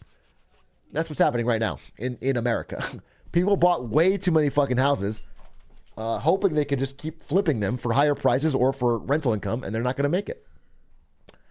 Fuck those people? Yeah, I mean, in general, I agree. Fuck those people. I hope BlackRock gets fucked. I hope a lot of these companies get fucked. There's some individual investors that buy into this and fucked themselves, and I feel bad. I'd use it for? I'd go buy 5 more houses. Imagine those first 5, or you could just hire a property management company for life. You could manage those homes yourself, or you could just hire a property management company, and guess what? They'll do all of it for you. Now go ahead and pay off your house if you want. So again, what he's talking about here is that you're going to buy 5 houses with debt, and then instead of doing any work, you're going to hire a property management company to handle everything. Find you the tenant, clean the house, do the landlord stuff, which is great, except that property management company takes all of your upside, basically. So the profit you're getting is so thin, razor thin, and you have to hope that everything goes right and rents don't go down and a tenant's not out, because if you fuck up, suddenly you have 6 bills that you can't pay. So that's why it's massively risky. And that's why paying off your house is not risky and pretty great. You pay off your house, suddenly you're debt free. No one can force you to move out. You have to make property tax payments, but you just have a little more stability. And retirement, 15 more. Go He buy says- 5 more. Maybe after 20 years you do it. You finally wipe it out. You own your house free and clear. I got news for you. What do you have for retirement? You have your house. First of all, I'm sure you have some savings, but you also have your house. And that's important because you don't have to make a mortgage payment bill. You have fucking the living expenses, which is your highest part of your expenses, is gone. And if you want to downsize, a lot of people do, boomers, they sell their expensive fucking house that's appreciated over the course of their life, and they buy somewhere cheaper with a lower monthly payment or whatever. And if they sold this house they bought it for 100K, sold it for 500K, then they buy a fucking 80K house. What percentages, but so that's what I'm saying. This is fucking stupid. All right, next one. Fucking next one, dude. But maybe it's genius. Let's not rule that out. Okay, what we got here? So I'm thinking about selling the car, but I don't know if I should because I also don't have car insurance. What? That's against the law. Well, I don't drive it. Ever? I haven't driven it since I haven't been having car insurance. Because I had car insurance when I first moved here, and it was like $200 a month, and I was like, I can't pay for that, so I canceled What the f- is going on? How'd you get here? I got here with my car, with car insurance. So you have car insurance now. No, not anymore. How'd you get here today in my place? I don't know. No. How'd you?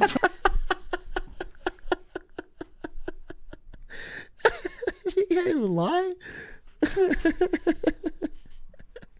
Transport from your house to my place. I drove my friend's car. Sorry. Oh, okay. Yeah. So I'm thinking about. Yeah, she drove her own car, bro. Just say you Ubered her. Just say anything, bro. That's. She's lying. It's funny because she's lying because I think she thinks like she could go to jail on the podcast. Like the fucking police are gonna knock on her door. You drove without car insurance on this podcast? She's like freaking out like she admitted to murder, dude. It's like if they catch you speeding and you don't have car insurance, you're in trouble. But it's not. They're not gonna fucking track you down from a podcast. That's funny. Oh, let's watch this one. Let me change my title. Wait. Since we're now actually doing it. We're at the world.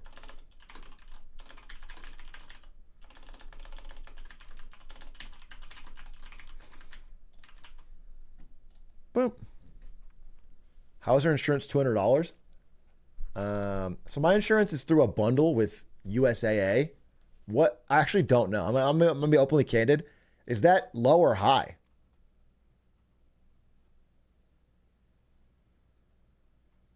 That's really high. Average. That's normal for full coverage. That's high as fuck. I'm getting mixed results here. I mean, if she has really high, then it's probably she has a bad driving record. But all the answers are different.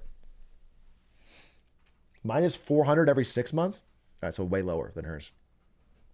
200 a month does seem high, just for an average person's car insurance, but depends on age and driving experience. Yeah, maybe she's got some records.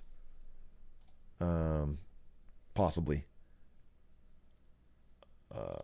This one. This is so fucking good, dude. Check this out. What if I told you there was a way to buy things like this $100,000 watch without spending a single dollar of your own money, using business credit like this that you never actually have to pay back?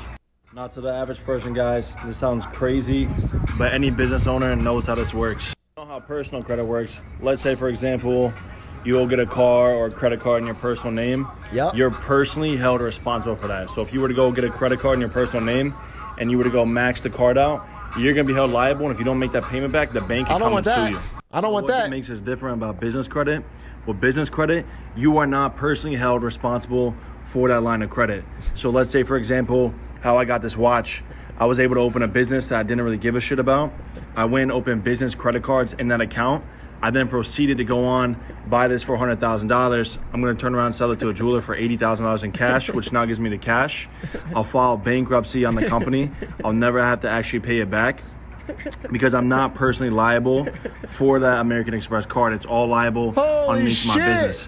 It's all weird to explain in one video, but guys, if you're interested in getting involved in this and you can use some extra easy money now, I want you to go to Instagram and Just straight up fraud.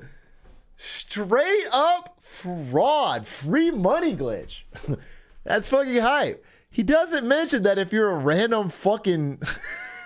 By the way, I don't want to say it.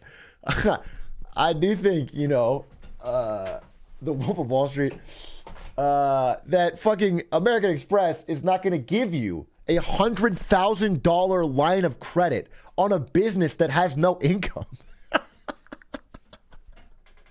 I mean, not only is it fraud, it's also just not possible, bro. They're not going to give you that line of credit unless you have unless your business has books that has a credit rating. Your business doesn't have a credit rating. You can't just sign up and say, "Oh, I've got a business. Give me the money." They'll check. They want to. Does the business have income? Does it have fucking employees? Does it have?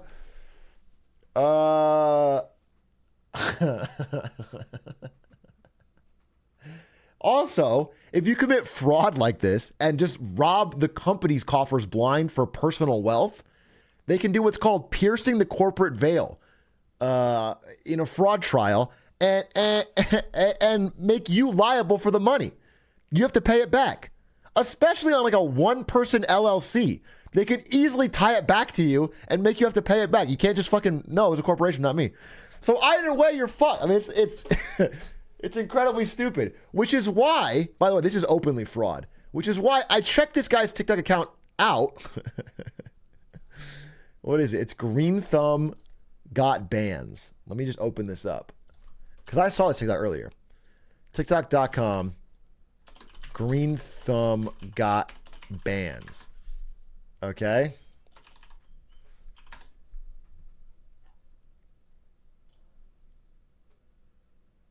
Let's see.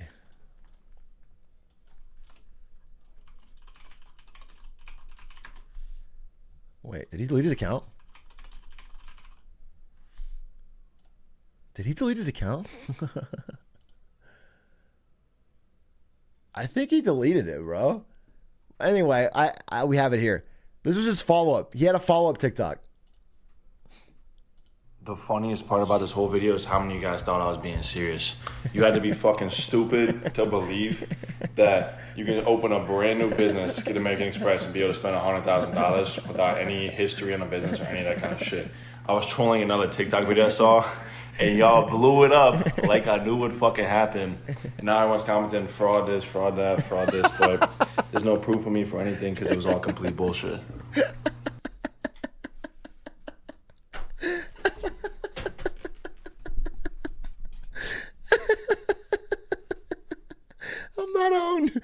I'm not owned. Saved, dude. Saved. Whew. This is illegal, dude. Anyway, and then I think he deleted his account. So I think he did this, then deleted his account, which is very funny. Because if he did do that, the stupidest thing you could possibly do is brag about it on TikTok, bro. That is 100% going to show up in court. But good idea, though. Honestly, let's not rule it out. Maybe it didn't work for him, but it could work for us. You know what I'm saying? If we start a business, take out a huge line of credit, spend it on a Ferrari, could be hype. What's this? Sell me this pencil. Why do you need this pencil? I don't. You tell me. You're selling it to me. You don't want a pencil? I don't know. Do I need one? Do you have something to write with? Yeah. You got that Sharpie over there. Then why would you need this pencil? I have no idea. You tell me. I wouldn't sell you this pencil if you didn't need it. Well, I guess I don't need it then. How are you supposed to erase stuff with that Sharpie? I guess I can't. Right, so you would need a pencil with an eraser, wouldn't you? I might. Buy this pencil for me. How much is it? $2. I want to think about it. It's too bad. What if you write something down right now and you needed to erase it? You wouldn't be able to do it with that Sharpie. Just throw it away. Throw what away? Throw the paper away. Then you just wasted a piece of paper. All right, well, how much is it? 50 cents. All right, bet. I'll buy it. Sell me. Holy shit. Finally, a real good advice TikTok. Did you see that fucking passion? The charisma, the salesmanship? That's the art of the deal, baby. Mindlessly stutter around with no real selling point, make it up on the spot, and then drop your price by 75%. Immediately upon first objection. That is how the deal is done.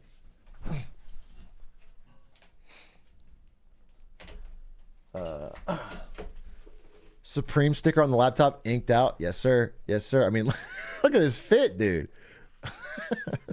This suit is too small for you, bro. You're bulging out of this suit.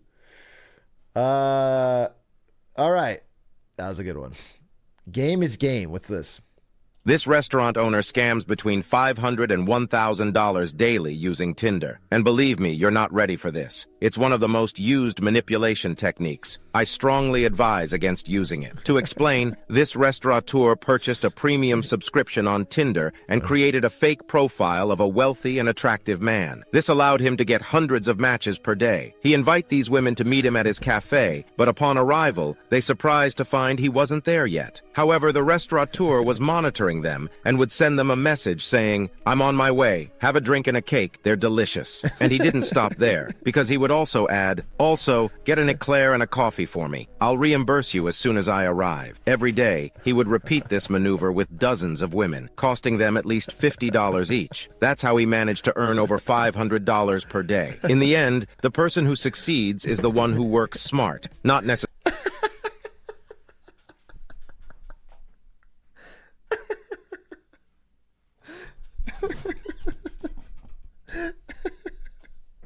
the one who works the hardest. This restaurant... Yeah.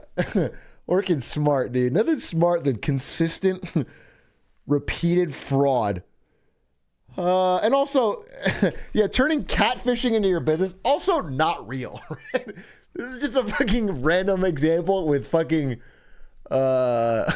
stock footage. It's not even real. And if it were real, terrible business idea. People would complain instantly. My dates are my customers. It'd be easier to do it with men. Yeah, I mean, I guess you could do it with both. Have an eclair. I'll reimburse you when I arrive. That's genius. That's so. Let's do this. This is a good idea. Turn ghosting into fucking cash money. Ghosting into green. Match them up, dude. Yeah. Oh my God. Make a Tinder account for catfishing women and then catfish men as well, straight women, and then they match up when they get there because they'll have a meet cute. We're like, we both got fucking catfished and we're both enjoying these delicious eclairs. And then everyone's happy because then they find love.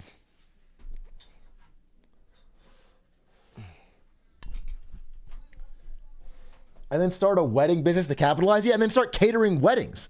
Holy shit, now you're making big bucks.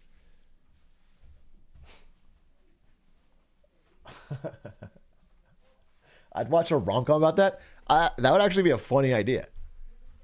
Yeah, about a failing restaurant owner who starts catfishing all his customers to make money. But he never expected that the real love would be in front of him the whole time. Okay? Because one of the first people he catfishes, he actually has a meet cute with her. Because she actually really likes the eclair and knows a lot about eclairs. And he's like, wait a minute, you're the perfect woman for me. But then she finds out she was being catfished the whole time to sell eclairs. And she gets pissed. And she runs off. And then he has to he has to show up in front of her house with a fucking boombox and a plate full of eclairs. And also her name is Claire. This is a good movie. This is a fucking good movie. I actually think there's something here. Write this down.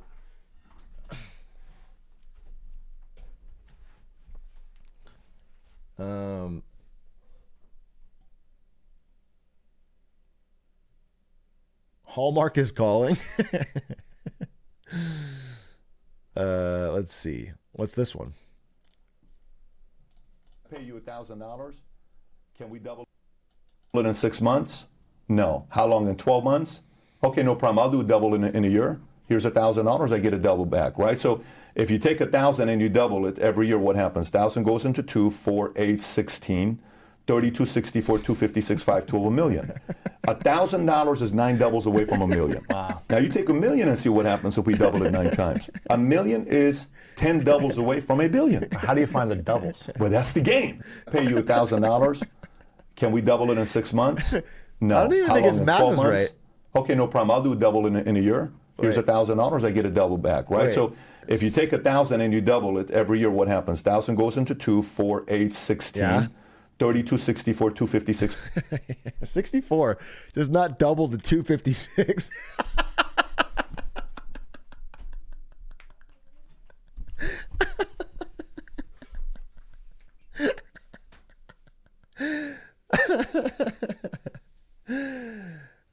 His whole plan, if I understand it, is to get money and then double it. It's that simple.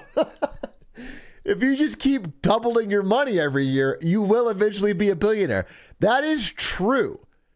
You can't argue with it. It is true. It's just, I think he's overestimating how easy it is.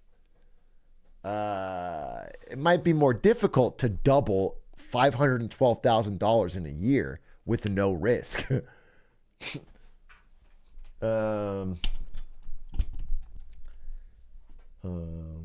512 $1 million. And that's the game. Yeah, that's the game. Yeah. Just buy 5 houses. You're right. You guys figured it out. Inflation even hit the tooth fairy. What is this? What is this? You didn't get 110. It's $20. 2 $10 bills. Is that actually 100?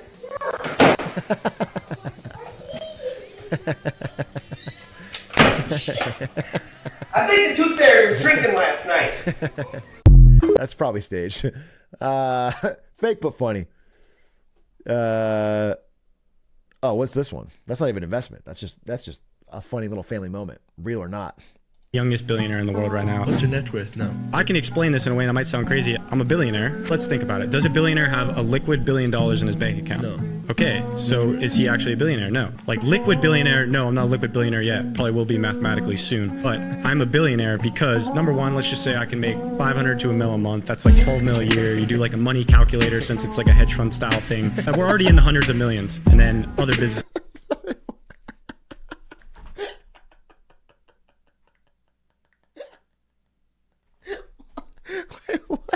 What is blood cooking? What is he waffling about? Wait, a money calculator hedge fund style thing? I'm a billionaire because number one, let's just say I can make 500 to $1 million a month. That's like 12 mil a year. You do like a money calculator since it's like a hedge fund style thing. We're already in the hundreds of millions. How? What do you mean a money calculator? Are you just putting the? I could do it actually. Wait, I'm sorry. I could do it. I could do it. You mean? Oh, you mean a money calculator? No. Bet. All right. A money calculator. So I just, yeah. Holy shit, dude. Oh, I get it. I fucking get it, dude. Get my money up, not my funny up, dude. Oh, that's how it's done. And then other businesses. I'm a Web3 wealth manager now. Like I own a hedge fund and manage money for people. If I went today and was like, I have this huge opportunity, everyone give me $500,000 I can afford. Probably could raise about $50 to $100 million right there. So as far as the money calculator thing, my net worth is above $1 billion. Hopefully $1 trillion soon. Youngest billionaire in the world right now. Yeah, bro, you're about to beat fucking Jeff Bezos, Elon Musk, Bill Gates, Larry Ellison combined. You're close with your Web3 hedge fund.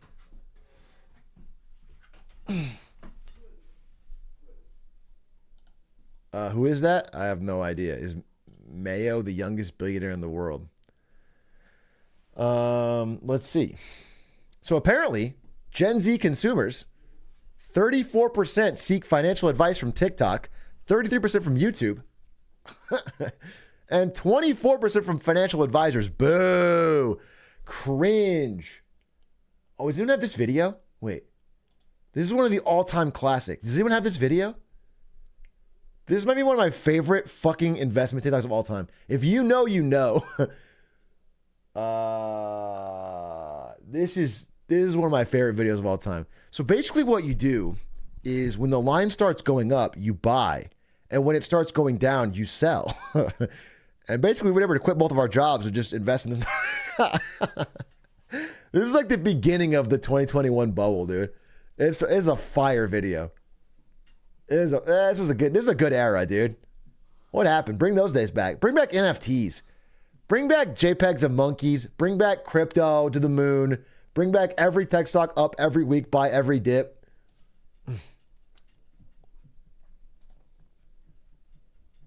Is that the video? Let me see. Yeah. How do we make a sneak peek at one of the top secret trading strategies from January 17th, 2021. What an era. What a golden era. So how do we make money from home? For starters, this is not a sponsored video. We just get this question all the time, and honestly, the answer is really simple. So basically, I just trade stocks on an app called Robinhood, which I left a link in our bio if you want to check it out. It's free to download, free to sign up. They actually give you a free stock, so they're paying you to sign up. Wow. But again, not sponsored. And I know trading sounds intimidating. Here's my strategy in a nutshell. I see a stock going up, and I buy it. And I just watch it until it stops going up, and then I sell it, and I do that over and over, and it pays for our whole lifestyle. If you're wondering how much you can make doing this, in this month I turned about 400 into 14,000, and in this month I turned less than 1,000 into 20,000. And honestly, my favorite part about this isn't even the amount of money you can make, but just the fact that we don't have to go to a 9-to-5 job. We can focus on things that we actually enjoy doing. So if you have friends that like want to make money from home, you can tag them or send them a link. Or if you make money this way, share it in the comments so other people know like there's more people doing this now. Infinite money glitch. What's funny is these are not fake numbers. I think this worked. In 2021 January, people just did this. You could just buy every dip because everything went back to new all-time highs every 2 months. But then, anytime you have a bad month, you're wiped out. I want to see where they are now. What's their name? At Chad and Jenny. Where are they now?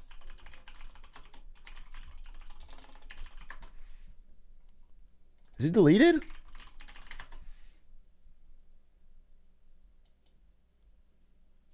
Dude, why does everyone delete their fucking accounts?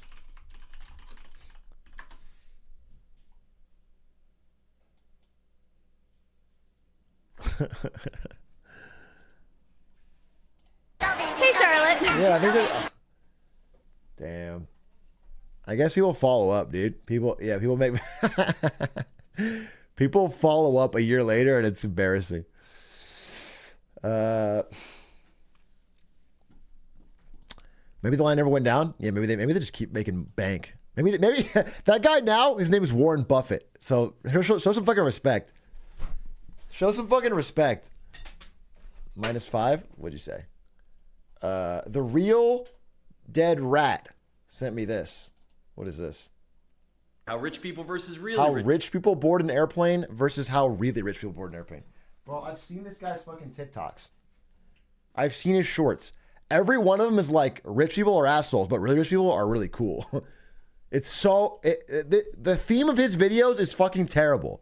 It's always that like billionaires are just better and millionaires are trash. Rich people board an airplane.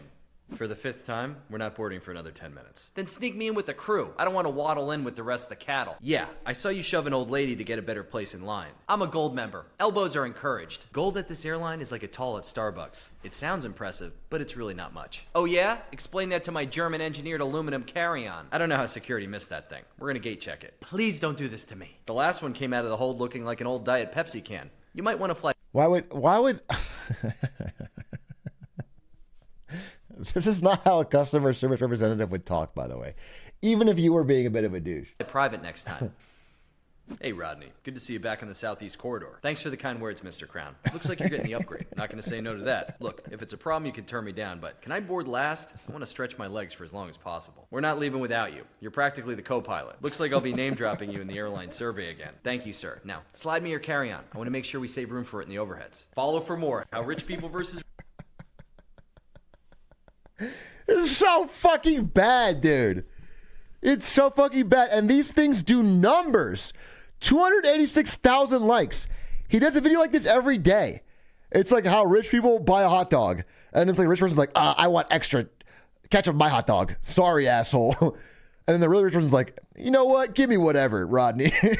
I just like to see you smile. Oh, here's 4 hot dogs, sir. I love you. It's every episode is like exactly the same. And they all fucking crush. And I don't get it. It's like some... Let me read the comments. It's really amazing how far kindness can get you, no matter your worth in any currency. It's like Darman, bro. Except it equates it with fucking wealth. Rich is loud, wealth is silent. From Lizzie Martinez 6016. An expert on the subject.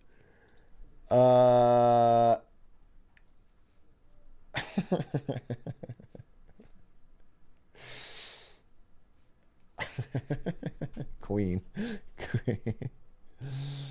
All right. Let me get another one. Amazing advice. What's this? If someone wanted to make $1 million, that was their dream in life, what would you recommend to them? Anyone can really become a millionaire because like the world is so big and the markets are so massive. All you got to do is get $1 from 1 million people out of like 8 billion. If you just walk around every single day asking for $1, you can get to $1 million pretty easily. So like, imagine. That's the plan. That's the plan? To go person to person and beg for $1 to get 1 million? His grind set is what homeless people do? Imagine if you actually worked hard. It's actually, not that difficult. If someone wanted to make $1 million, that I knew all those buskers were millionaires. I knew it. They're holding out. That's why I, as a Sigma, generally take a little bit out of the collection or out of the plate, but I give them life advice. So I trade. You know what I'm saying? It's just how I, that way I'm always making money.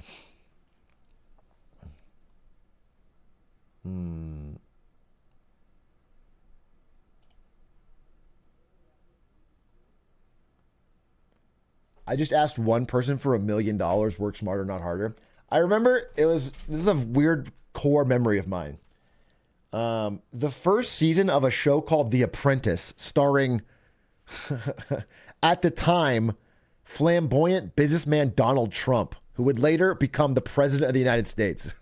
But as a kid, it was just a show called The Apprentice, and Donald Trump was on it. And in the first season, episode 1, they had people compete to build a lemonade stand. It was like, I'm going to test I can't do a Trump impression. I'm going to test who's the best at business. You guys have to do a lemonade stand. And they split them into teams. And then one team starts selling lemonade in New York City and they make a little bit of money. The other team was like, I have a genius idea. It was just one guy on the team. He's like, no, here's your idea. We're going to sell lemonade for $500 a pop. And it's going to be a way to show how rich you are. And so he pivots the whole fucking team to just walking around harassing rich people on Wall Street and being like, listen, you could buy lemonade for 25 cents or you could buy this cup for $500. What's a bigger flex? Show your friends you spent $500 on lemonade. And they don't sell a single fucking cup. They don't sell one single cup. They waste the whole fucking time. Because nobody's going to buy $500 for fucking lemonade. And I remember that so vividly. It was such a funny fucking idea. What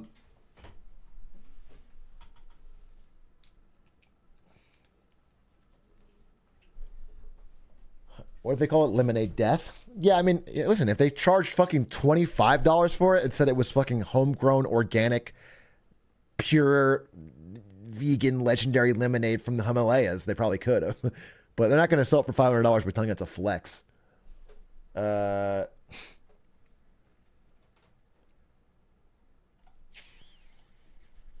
see. What's this? How I make 10K a week at 19 years old. Okay. Is anyone in chat 19 years old? Be honest. Is anyone 19 years old and kind of wants to make $10,000 a week? Or I guess around. Are you between, let's say, 19 to 24 age, and you just really could use an extra $10,000 a week? Because this could be huge for you. This is gonna help a lot of people, I think. Dude, I'm so excited for you guys. Let's watch this. Let's see how we can get an extra 10K a week at 19. People ask me how I can afford a luxury condo at 19 years old in Miami, and this is basically how. So every single morning I wake up, I drink water, I take care of my health. That's the first thing. Okay, I've been drinking some chlorophyll. That's pretty new. But I go straight into meditation. I literally meditate, and I'm probably living in the spirit world. Okay, drink water, meditate till you're living in the spirit world. I like this. Chlorophyll, too, for plants. Okay. At this point, because I'm just so delusional at my success. Then I get into my workout, which really helps me get into my meditation, my manifestations as well, because it really builds those endorphins. But basically what I really do is something called course creation. Basically what I did is monetize my skill set and my knowledge and turn it into an online course. I just market on social media. I started with 0 followers, less than $200. I literally work 2 to 3 hours a day to make 6 figures passively with my funnel. So if you want to learn exactly how I'm doing it, I just created my free masterclass, but there are only 50 spots.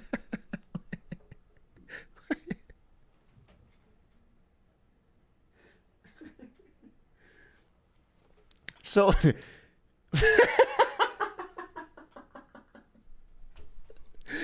so your income is selling a course on how to sell courses. He said you leverage your expertise to create a course, and then you can check out the course. It's a course on selling courses.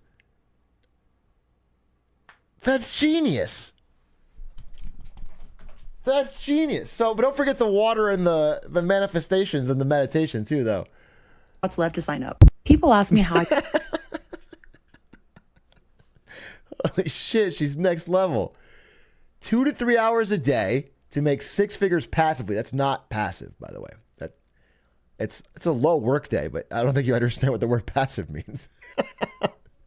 You're working every day to make the money. It's a sentence with a beginning, a cause and effect, so it's not passive.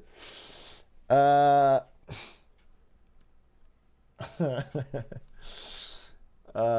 fucking fantastic. It's not a pyramid scheme. It's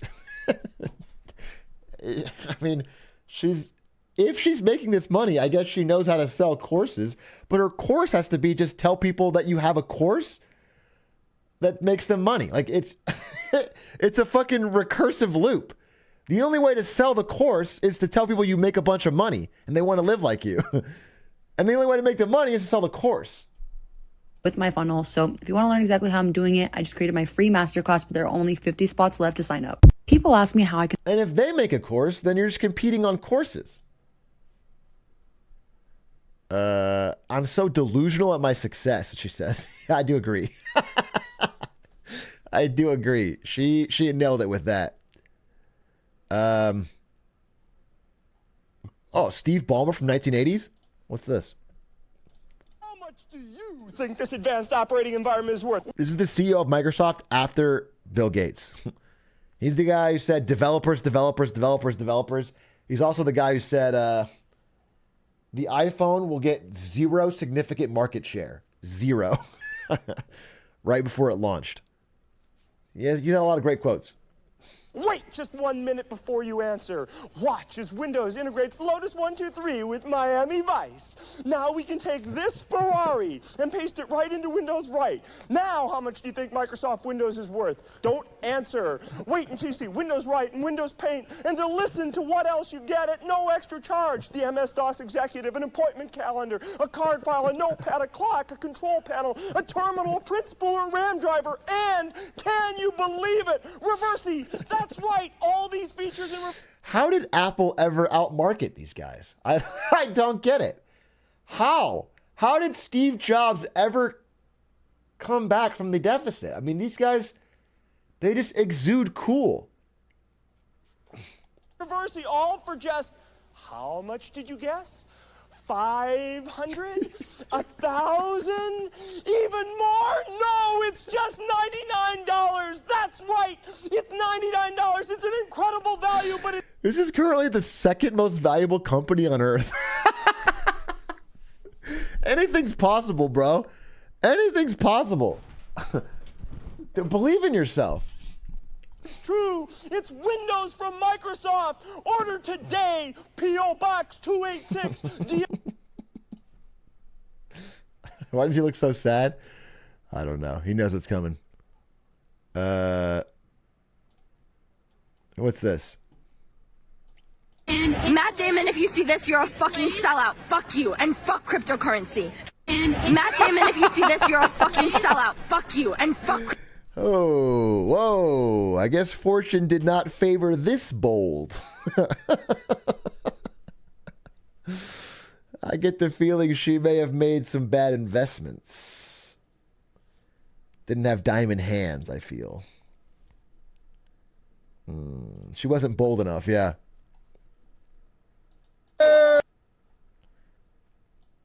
Northwestern Mutual dudes after selling their closest family and friends life insurance they did not need.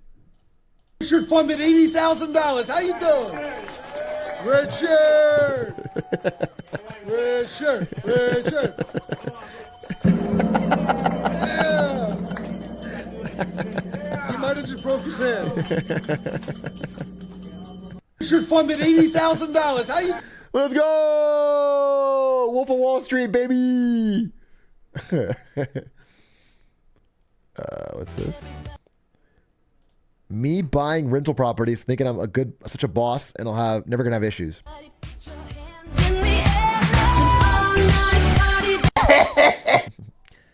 Have a tenant that hasn't paid rent for 5 months, and another house has been empty for 3 months. Yeah, this is exactly what's happening all over the country, and it's gonna crater the market, dude. This is happening en masse. I'm just laughing.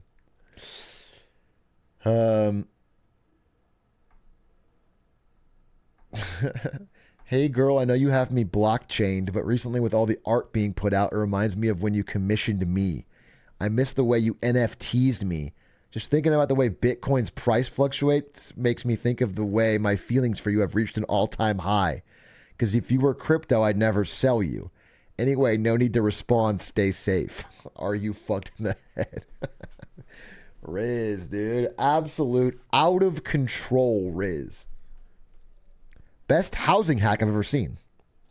People are always complaining about how expensive housing is. They say it's so unaffordable, they can't afford it. 20% down is too much for them. I think they're just making excuses, in my opinion. Let me tell you why. How much is a 20% down payment on a $1 million house? $200,000. $200,000? Is that a question? Let me ask you this. How many kidneys do you have? 2? Now, how many kidneys does the average person need to survive? 1. This has got to be fake. This is fake. How much do you think that you could sell a kidney for in the black market today? 250? 300? 350? We'll say 250. You take your kidney, you sell it, $250,000. You take that $50,000, you put it in your pocket, you don't even look at it. You take that $200,000, you put it on a down payment on a $1 million house. You rent that house for 3 years. Can I say, this one's satire, and this is the only one so far today that has any chance of working. This is the only one anywhere even close to real financial advice. If you truly don't want your extra kidney, you could make money for a down payment. That's not impossible. I wouldn't recommend it. But you could sell your organs for down payment money. That is possible. Selling a kidney's worth like $30K. Yeah, all right, I'm not saying you're getting $250K about it, but you sell your kidney, maybe you sell a lung. Do you need both lungs? Maybe.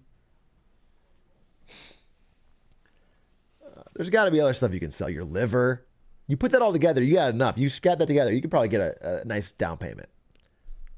3 years. Appendix. Why would you sell your appendix? Did anyone buy it? What's this? How anyone can make $1 million a month. Anyone? So I want you to write this down. Anyone listening, write this down, and you'll see how easy it is to make $1 million. You ready? Write a 1 and then write times 1 million. Okay, write that. 1 times 1 million.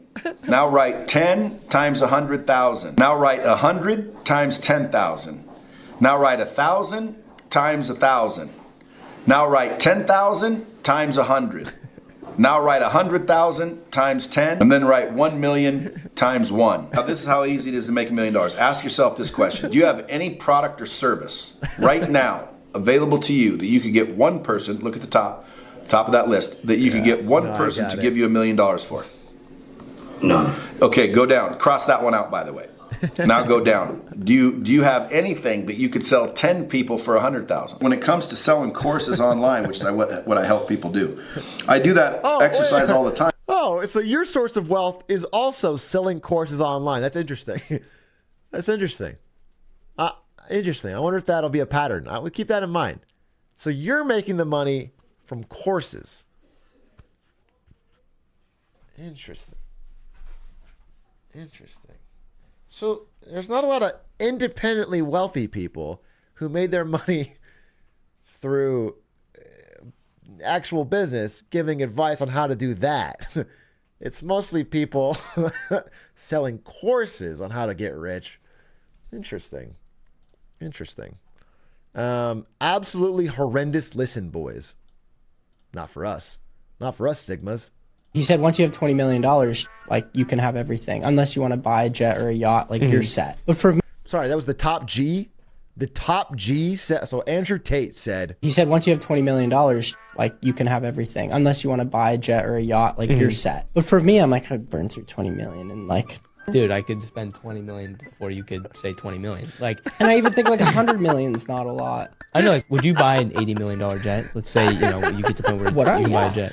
Are you ever going to stop? Like, at what amount of money are you going to be like, okay, I'm going to chill out. I'm going to, like, retire, like, chill with my kids. Never. No. He said once you have... Well, you're both fucking broke, dude. None of you guys have $100 million. These kids are paying pretend. These guys make $16 an hour. This is from Target.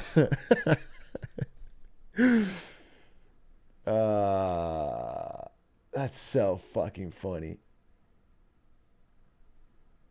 I mean, this guy could make money as a Minecraft YouTuber. That's true. This guy with this hair and this glasses, play Minecraft, dude. He actually will be fucking $100 million in no time. No time.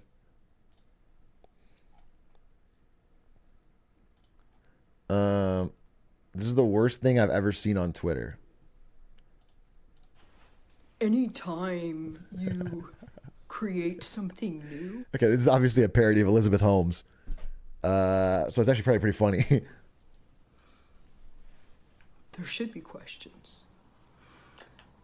What higher purpose is there than changing the world?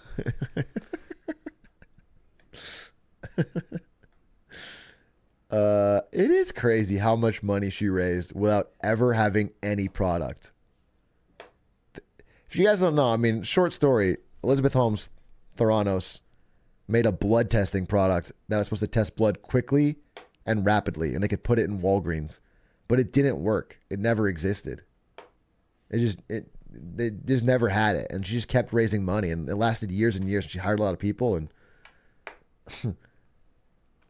and it just didn't. She dressed like Steve Jobs and used a fake deep voice. What's this?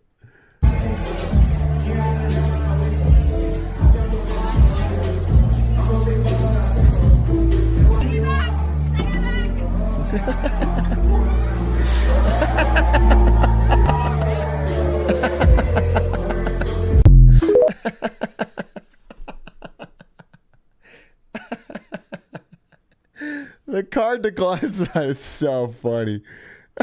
You gotta let everyone else know.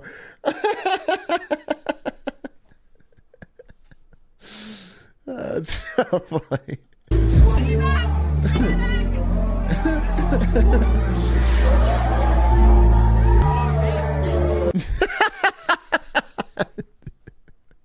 That is embarrassing. You know what though? Maybe you get one big swig before they figure it out. It's kind of worth it. Actually, this is good advice. Go to the club, order the most expensive shit, cancel your card, But out, you still get a fucking big speak, and you get to party a little bit.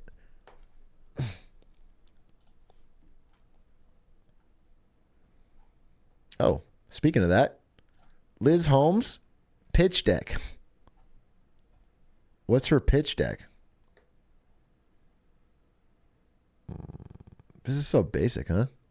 Drivers for success, management and culture.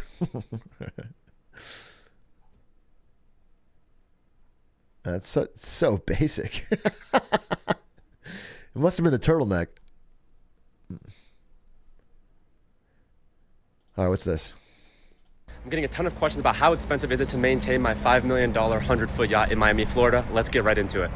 First, I had to buy the yacht. I put about $2.5 million down on a $5 million purchase price. My payment is a little over $20,000 per month. After I bought Cersei, I had to find a place to dock her. The best marina in Miami charges around $25,000 per month. As you can see there, first month, last month, and security deposit was a little under $75,000. Jesus Let's get Christ. it. Then, of course, we got to fuel her up. Her fuel capacity is right at 2,500 gallons. Multiply that by about $6 a gallon at the dock. You're about 15. Online course ad.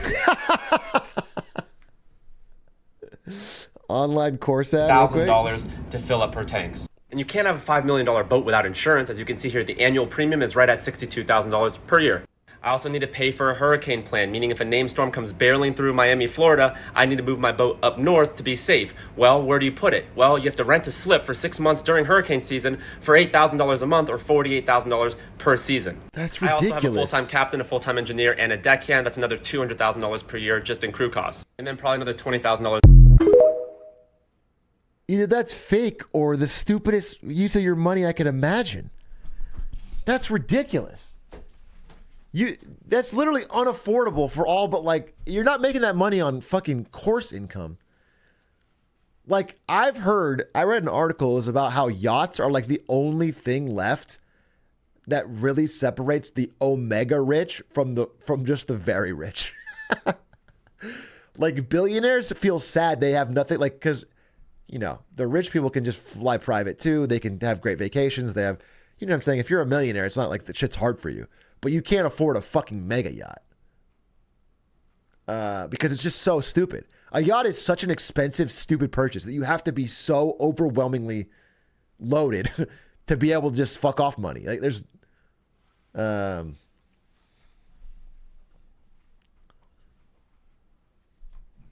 That's crazy. This must be fake, I think. I think it's probably fake. Card declined.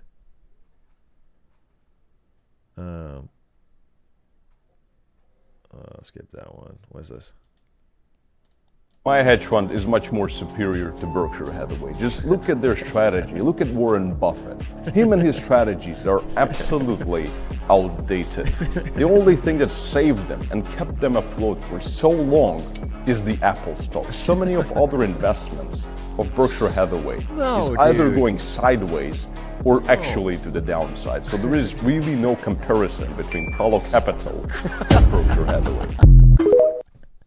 What did he say at the beginning? My hedge fund is much more superior to Berkshire Hathaway. Much more superior. I think this guy's right. Let's put our money with Crollo Capital. Berkshire Hathaway.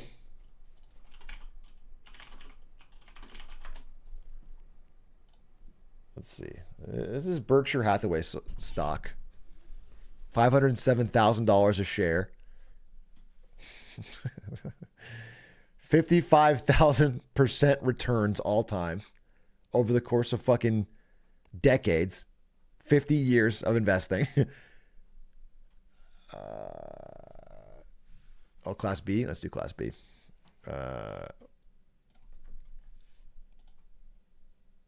Berg B. Yeah, I mean, same thing. But Crollo Capital, let's see where he's at. Crollo Capital. Okay. There's no stock for it. But there is an Instagram page.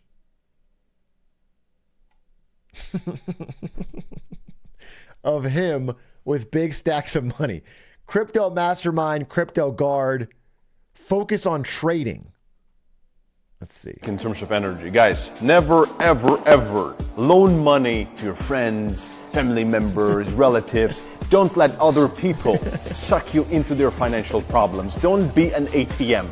Don't be that credit card for these people. This is very low energy. You have to focus on your family. You have to focus on your kids. You have to focus on your own well-being and financially as well. Biggest financial I need to get some stacks of fucking money so I can record some B-roll for videos of me just sitting around counting fucking racks, dude. We just cut into it, dude. This is awful, nasty, mean-spirited advice, but there is something to it, which is the advice I heard is if you ever loan money to friends or family, you should, at the moment you loan it, be ready to think of that money is gone. If you want to make sure there's no, like, if you're going to give, it should be a gift. You should think of it as a gift. And then if it gets paid back, it's great. And if it's not, you don't feel fucking stressed about it because otherwise that could cause problems. Because you're not a bank and your loan standards are skewed because they are your friend or family and they might not be able to pay it back. So you have to be able to, and I've done this. I've given loans to people in relatives. I've done it, and they've all been paid back, but they could have not been. And sometimes it took a little longer, but they got there. Slicker, yo.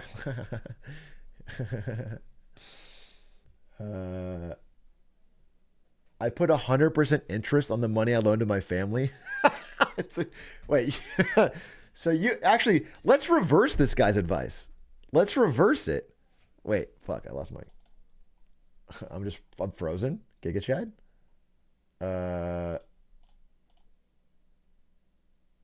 Okay. Let's reverse this advice and only loan to friends and family, but loan shark them. Jack up the interest, huge payments, get them trapped into debt spirals. Okay? All of a sudden you're making money on cousins, aunts, uncles. And if they don't pay back, you have to get violent. Some kneecaps have to get broken. This could make some money. They're less likely to call the police because you're friends and family, so you can, this is good. You can seize their assets, you know where they live, they can't hide. If they hang up on the debt collection calls, you can just go to their house. This is good. You can emotionally manipulate them. Yeah, I think there's real money in this. So we are learning today. We're figuring out real investment advice. We're taking a roundabout way to get there. Free life hack. Oh, great. The next time you see me, you'll have $300,000 in your pocket. Right now, if you leave here tonight and you go to what I call IncFile, INCFILE.com, and fill out that information, in 3 weeks, they'll send you a free LLC. Wow. Once you get that free LLC, what people don't know, I'm going to teach you how to get a free EIN. Now you take the information you got from IncFile.com, go to the IRS website, fill out that information and put the information you got from the IncFile.com into the IRS website. They send you a free EIN. This shit is right in front of us, and this is why we got to teach the world. And EIN is like your social security, right? Yes, the business. But now it gets deeper. Now you go to the bank and you put money into your account, $1,000, $500. Now what happens is the EIN number gets picked up by American Express.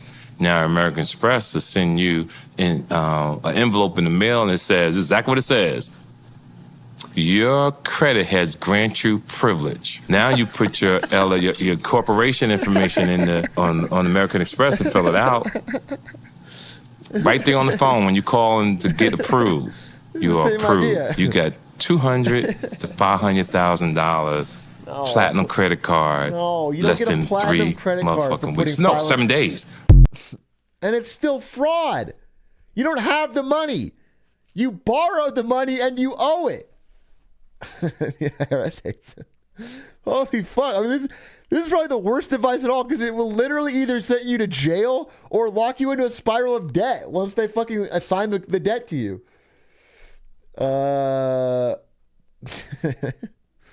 Manifesting $1 billion by tomorrow. Nah, that's good work. If you want to start making fuck you money, getting paid to exist, doing jack shit, and making money out of thin air, I got you. Here's what you're going to do. Try this for a week. First of all, I want you to remove this statement, I can't afford this, out of your vocabulary. Never want to hear you say this again. Instead, I want you to turn this statement into a question and ask, how can I afford this? This is something that Robert Kiyosaki wrote Rich Dad Poor Dad talks about. It's called money mindset. This shit works. If you start approaching money from an abundance mindset, the universe will literally throw money at you. You will find yourself at the right place at the right time. You're gonna start getting paid to exist. This is what I did to literally manifest myself out of poverty. Turn every statement into a question. Anything you want is possible, so long as you can approach it from a curious standpoint. This is exactly what my clients who are doing the workshop, which you could grab at the top of my page. Oh, there's a workshop.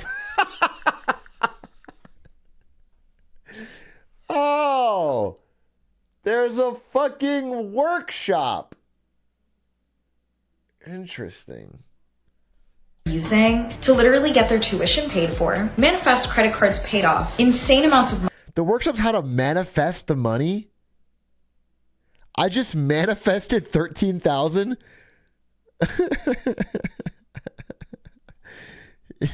Your workshop, yo. Money out of thin freaking. Babes, your workshop got me to receive 10K as a gift. I cannot thank you enough. Holy fuck. Holy fuck, this might work. Wait. If I manifest a gifted sub right now, right? If I put my mind to it and I just think really hard about how I deserve to get a gifted sub right now, guaranteed, I gotta just manifest. I'm visualizing it. And then, oh my God, Caleb, anonymous gifter, text, holy shit, it works. Holy shit, it works. Oh my God, Tiro Finale for the 9 months, Dexter for the Prime. Oh, whoa, Jim the North, thank you for the gifted. Link, thank you for the gifted. It's real. It's real, and you can buy my workshop and learn more about it. And I'll tell you how you too can make money manifesting subs on Twitch. It's about money mindset. Crazy hair. I stopped talking. It was a bit. Real scammers do this same thing. They sell scam methods for like 5K on Snapchat. Yeah, I mean the fraud economy's out of control on social media. It's crazy. But it was worse in 21. I think it's gotten less bad. I honestly think the fucking air is getting deflated out of the fucking bubble on all this fucking goofy shit right now, and it's just I think it's just gonna be really hard for a lot of people early half of 24. That's where I'm at.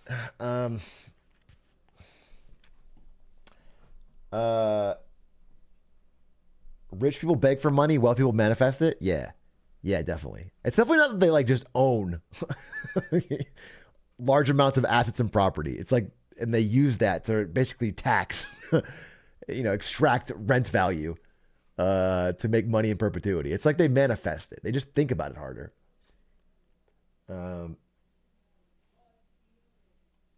Or are born into dynasties of wealth. I mean, did you know like they looked at a thing of like the top 100 wealthiest families in Italy 100 years ago, and they looked at the same list today, and it's like 84% are the same families. 100 years, and it's the same families. And they did it in Italy because they can track it in Italy better, especially in southern Italy, because of, I don't know, the family names last longer or whatever. It was 500 years? It was 500 years. I'm sorry. I missed it. Let's see. Italy, families, wealth, 500 years. Yeah. The wealthy in Florence today are the same families as 600 years ago. It was 600 years, actually. Isn't that fucking crazy?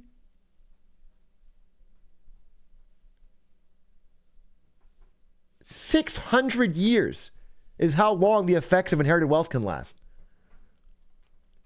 There's just so much bias towards the already wealthy. There's so many advantages that it can carry for fucking 600 years. That's fucking crazy. Must be the bootstraps.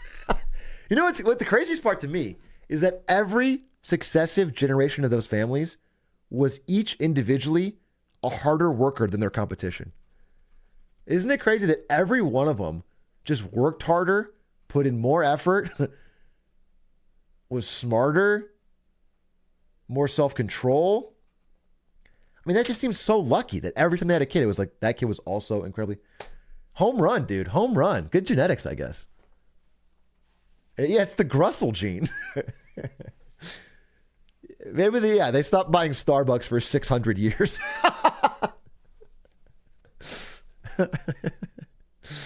Yeah, probably. That must be it. I mean, why cooking is for brokies. Okay, this one speaks to me because I rarely cook. Does that make me wealthy?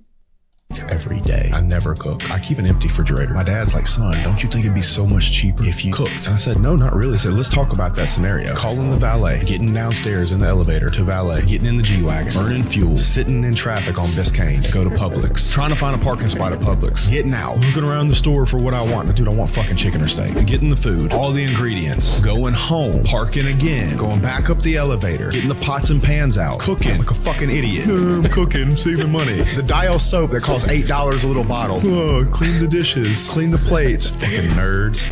Every day. I never. Okay, even in your extremely biased example, the answer is yes. That would still be way cheaper. Like, even with all of that being true, and you mentioned parking like 9 times, it's still way cheaper by a lot. Like, I order Uber Eats fairly regularly, and it's the fucking worst habit I have, dude. It's so goddamn expensive.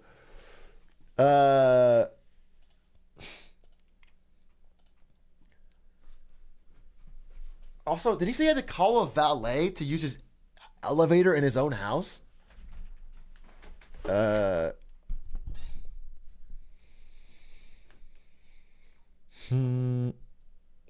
Oh, wait. Here we go. This guy's got a good plan. This guy sells a course, so you know he's smart. But the hedge fund is going to be severely... Where do you see yourself in 10 years? Are you still going to be trading? So many people that look like this on TikTok talking about hedge funds, bro. It's like, you don't got no hedge fund, bro. Your hair's a hedge. But the hedge fund is going to be severely de-risked, right? Because the minimum that I'm going to be willing to work with would be 100 million. And right, you can't promise investors 100 or 200% every year when you're dealing with that type of money. First of all, you just can't do that because orders won't get filled, right? You're just not going to be able to do that type of shit. So what do? You just de-risk. You just risk a lot less and you keep trading the same exact way that you usually do. So instead, it's like 20 or 30%. But the hedge fund is going to be severely de-risked, right? Because TJR trades with a Z. Still promising, in his fictional example, he is still promising that once he gets to $100 million, he's still guaranteeing 20 to 30% returns.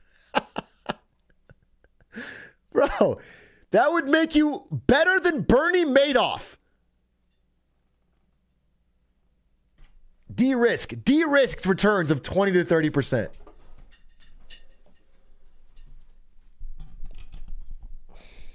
What's this? I just basically mortgaged my house. These make me so sad. These make me so sad. Dude, I was tearing up on stream the other day talking about that lady who sold their house to try and go to a mill, and then I saw their house there later. It was making me so sad. I mean, this guy is probably more of a doucher because his name is Money Talk Talk. But honestly, watching that TikTok of that woman working 2 jobs later on made me so sad. Put all of the equity from the house into XRP, and you might be thinking I am absolutely crazy, but let me explain to you why I did that. I did that because there is so much fear in the market right now. I love fear, all right? I'm greedy when others are fearful, and I'm fearful when others are greedy. Wow. Okay, when there's blood in the streets, it's time to play some ball. I just basically mortgaged my house. Okay. And according to this TikTok, XRP has been cut in half. Let's look at that. XRP. I mean, it's... What is XRP? It's Ripple. Ripple. Currency exchange. 2 days ago. It's a matter of if not when the XRP Ponzi gets cut down by the SEC. It's crypto. Oh, cool. This I saw this one. This one's based, dude. When you're on your 3rd month of not paying your expensive as fuck car payment and still haven't been caught yet. Sheesh! Literally just don't pay. That's based. 3 months free, dude. Just don't get repoed. That fucking what? Just don't make the payments. Don't get repoed. What are you gonna do? Just fucking park out back, dude. Park it in Neighbors. They don't find it. Never pay. Free car. That works for anybody.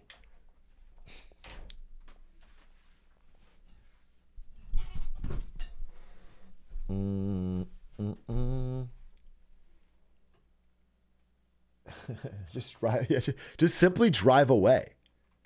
What happens if they actually don't find it? I guess I don't know, but I I mean, they can garnish your wages eventually if they go to court for it. But yeah, I guess what happens? Let's look it up.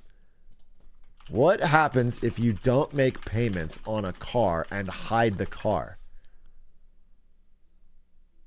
What happens if I try to hide the car from the repo man? Will hiding the car work? In most states, a car loan creditor is permitted to come to your property and take your car. So if you hide your car, they can still find it and repossess it. So if they hide it, they can still find it. If you put it in a neighbor's driveway, they can still get it if they know where it is. But if you keep it locked in a garage behind a chain gate, they can't repossess it. Okay. But then they can get your car through Replevin. They file a lawsuit requiring you to give the car back. If you fail to abide it, you suffer civil and criminal penalties. That'll take forever. So you get like another 6 months of driving your car? That's based. I'm going to get a fucking G-Wagon tomorrow, dude, and I'll just never pay. That's future Atrioc's problem. He can deal with that in fucking 8 months to a year, dude. Next sentence. They can get a money judgment. What can you do to avoid repossession on Replevin? They're willing to work things out with a borrower if that means they'll get paid soon. Cool. Yeah, I'll just say I'll pay you half. Yeah, I'll just wait 8 months, be a huge fucking pain in the ass, drag my feet, and then finally say, look, I'll give you half, and we'll be done with it. And then I'll get a car for half price. That's, by the way, I'm joking. That's exactly what fucking hedge funds are doing right now with commercial real estate. These big fucking office buildings in New York and everything, they can't make their payments because they can't fill the offices. So they owe hundreds of millions of dollars. And the bank doesn't know what the fuck to do. And so rather than pay off that money, the hedge funds are just giving them the keys back and saying, it's your problem. You fucking sell this office. But if you don't want to, I'll buy it back from you at 20%. And then they're getting the office buildings back from the bank at huge fucking discounts. It's fucked. Because the bank can't absorb fucking 10 new buildings at once. They don't know how to fucking fill it. Can we watch Repo Reaper? Let's watch one Repo Reaper clip. Repo Reaper. I do love somebody who loves their work, though. This guy loves his job. It don't matter how much she say it, it still ain't the way she can make me a dad. I don't know how.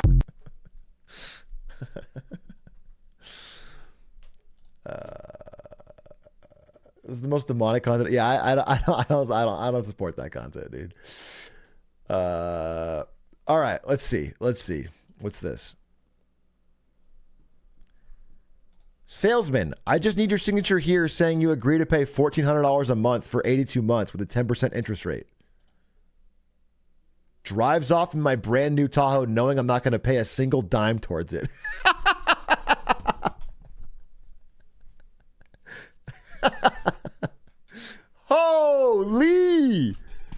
Holy queen, dude. What a fucking queen. Shake up the system. What most people do is What's this?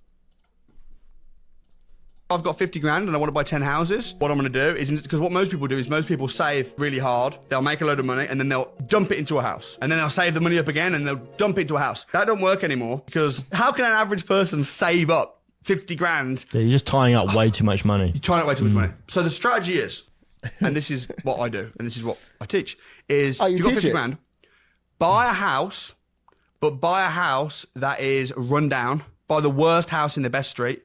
So instead of buying a house for 200 grand that's in perfect, pristine condition and renting it out, find a house in the same street that's really run down that needs 50 grand spending on it. It's got structural problems. It's a mess. But buy... Already, this is so fucked. Already buy a fucking... Like, don't just waste your money on a house.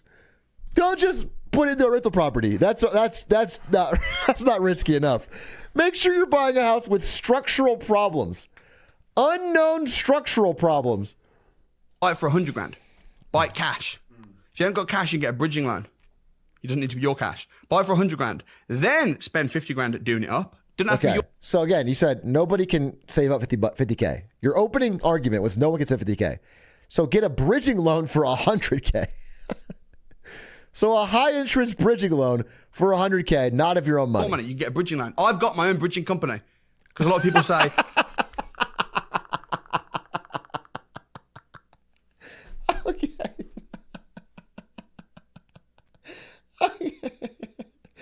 Oh, so I could just get a loan from you to invest in a dilapidated house.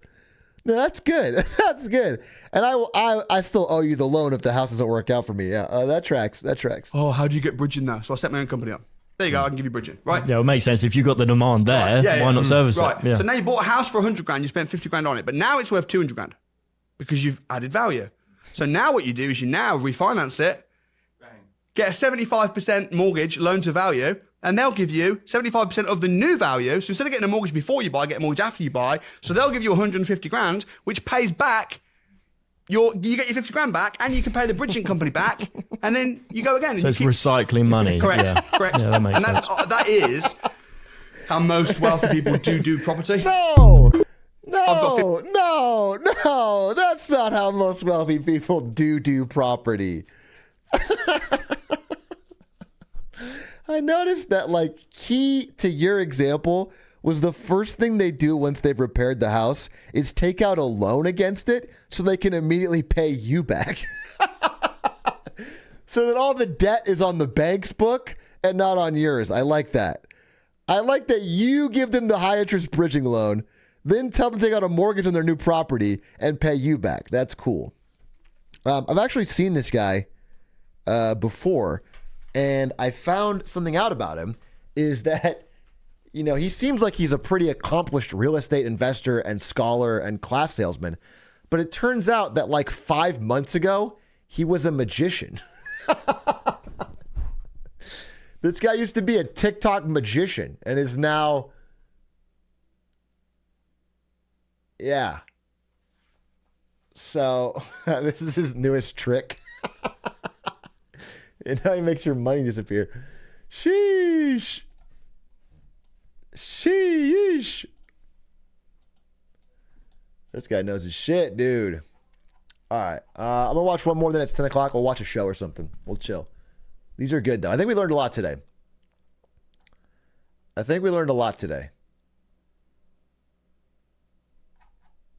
All right. What's this?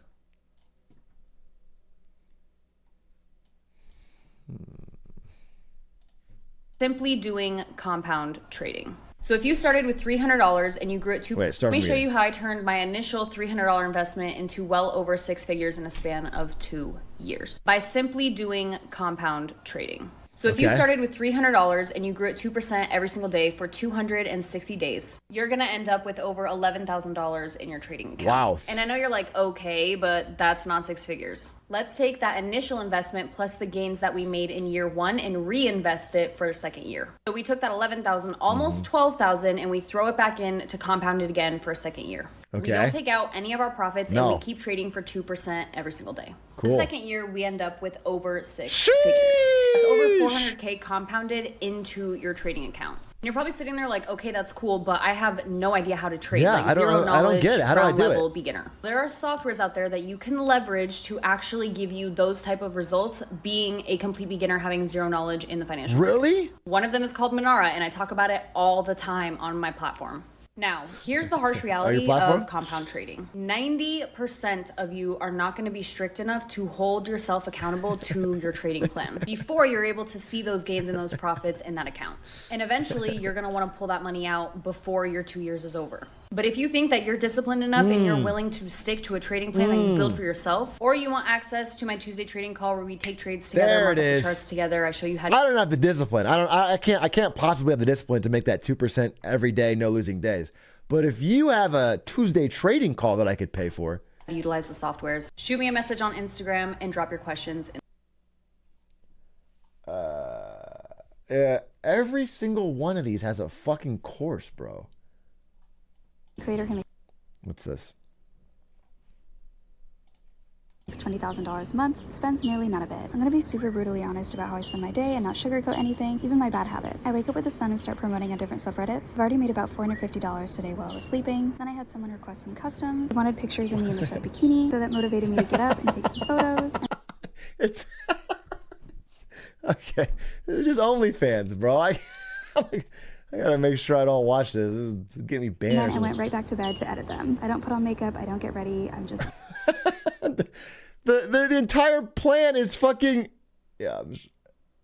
All right. There's actually nothing. There's nothing. Okay.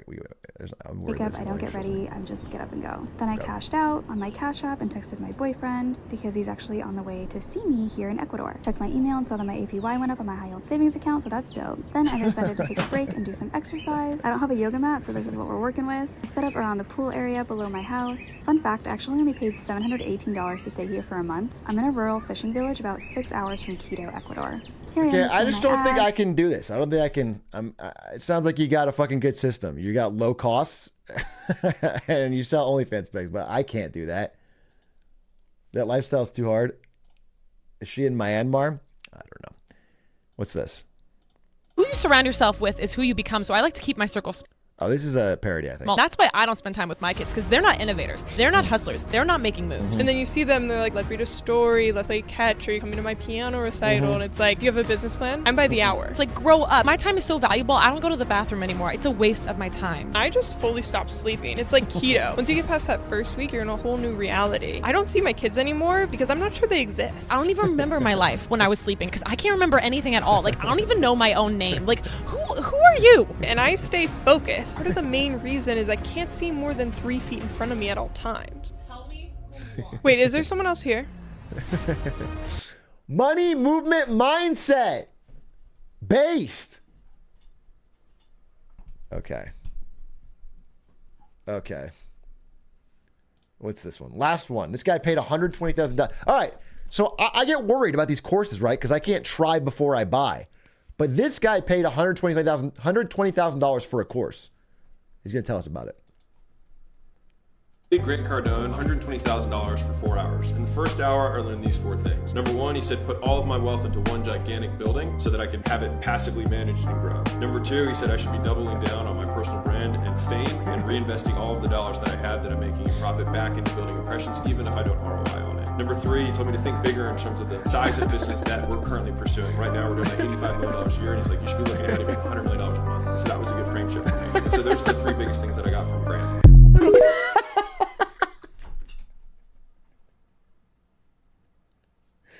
That was for $120,000? He said 4 things, by the way, then stopped at 3. And one of them was like, think bigger. Put all your money into one building. Spend it on building impressions. And then think bigger. That's crazy. That would be so depressing. It was 4 hours for $120,000? $30K an hour for that? You should have given it to me. Bro, I'll tell you that shit. I'll tell you for 4 hours, bro. Actually, I don't stream 4 hours. You can't get that. No. I'll give you 3 hours, though. I'll give you a solid 3, bro.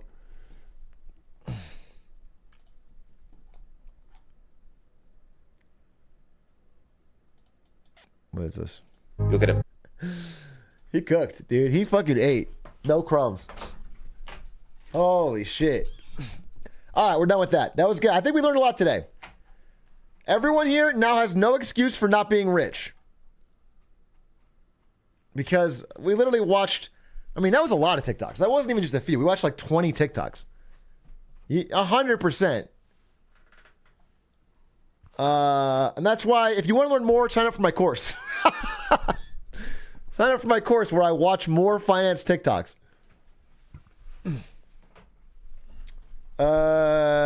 Is there going to be no Hitman Horse? Yeah, Hitman Horse is on Thursday. Oh, Wednesday. Wednesday of this week, we're doing Hitman Horse. 2v2, blindfolded. Mina Spectacore versus Froat and Mindy. Community, Shark Tank. Community, Shark Tank. What about Teen Titans? What about House MD?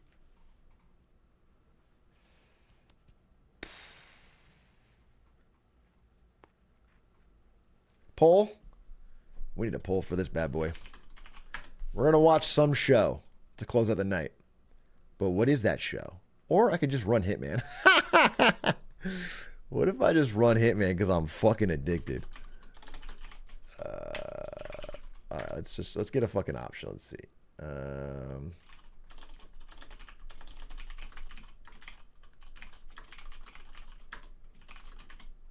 All right, here's the options. Here's the poll.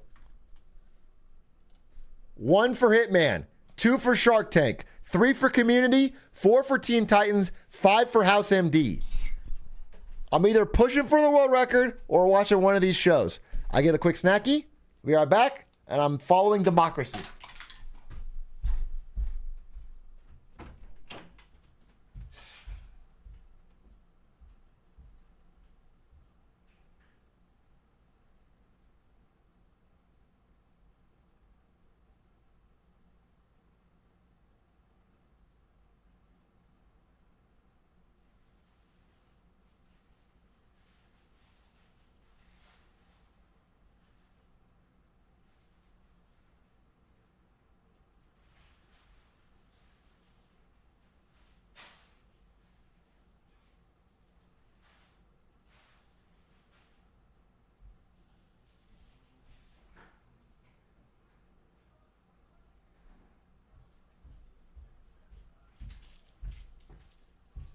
Tell me why are we so blind? Holy shit, a lot of votes.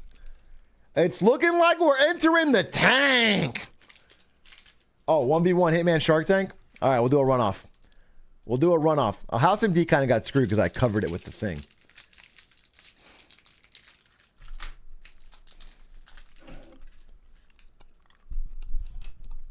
It's a runoff.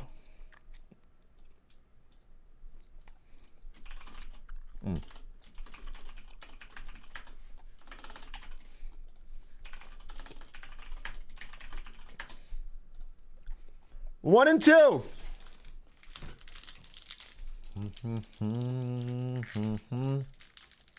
Tell me why are we? Guys, to be honest, I kind of think Shark Tank should win. And the only reason is because I want to play Hitman, so I'm going to do it all week. You know what I'm saying? Like, tomorrow, I'm definitely playing Hitman, bro. Unless I do wins and fails. Because I didn't finish wins and fails today, but I kind of wanted to. Let's go to the tank. It'll be fun. Let's watch one Sharky Tanky.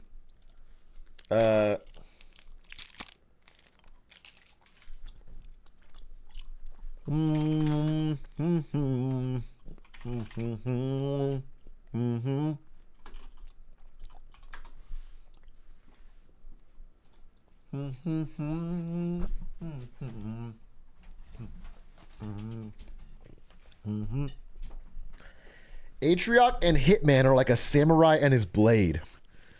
So wise. Makes me want to grind right now. The thing is, I'm just fully addicted. Let's watch the Kevin Hart. Have we watched the Kevin Hart episode? What episode is that? Kevin Hart Shark Tank. Let's watch that one.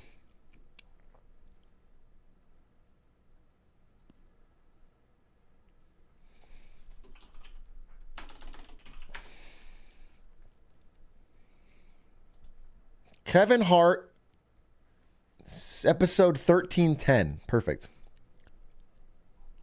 Oh, no. I think that's the one season not on Hulu. I think season 13, not Hulu, YouTube. I think, shit.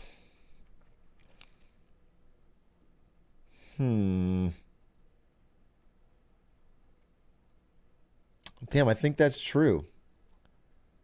Is there any way to watch Shark Tank season 13 online? Oh, maybe it's on Prime Video.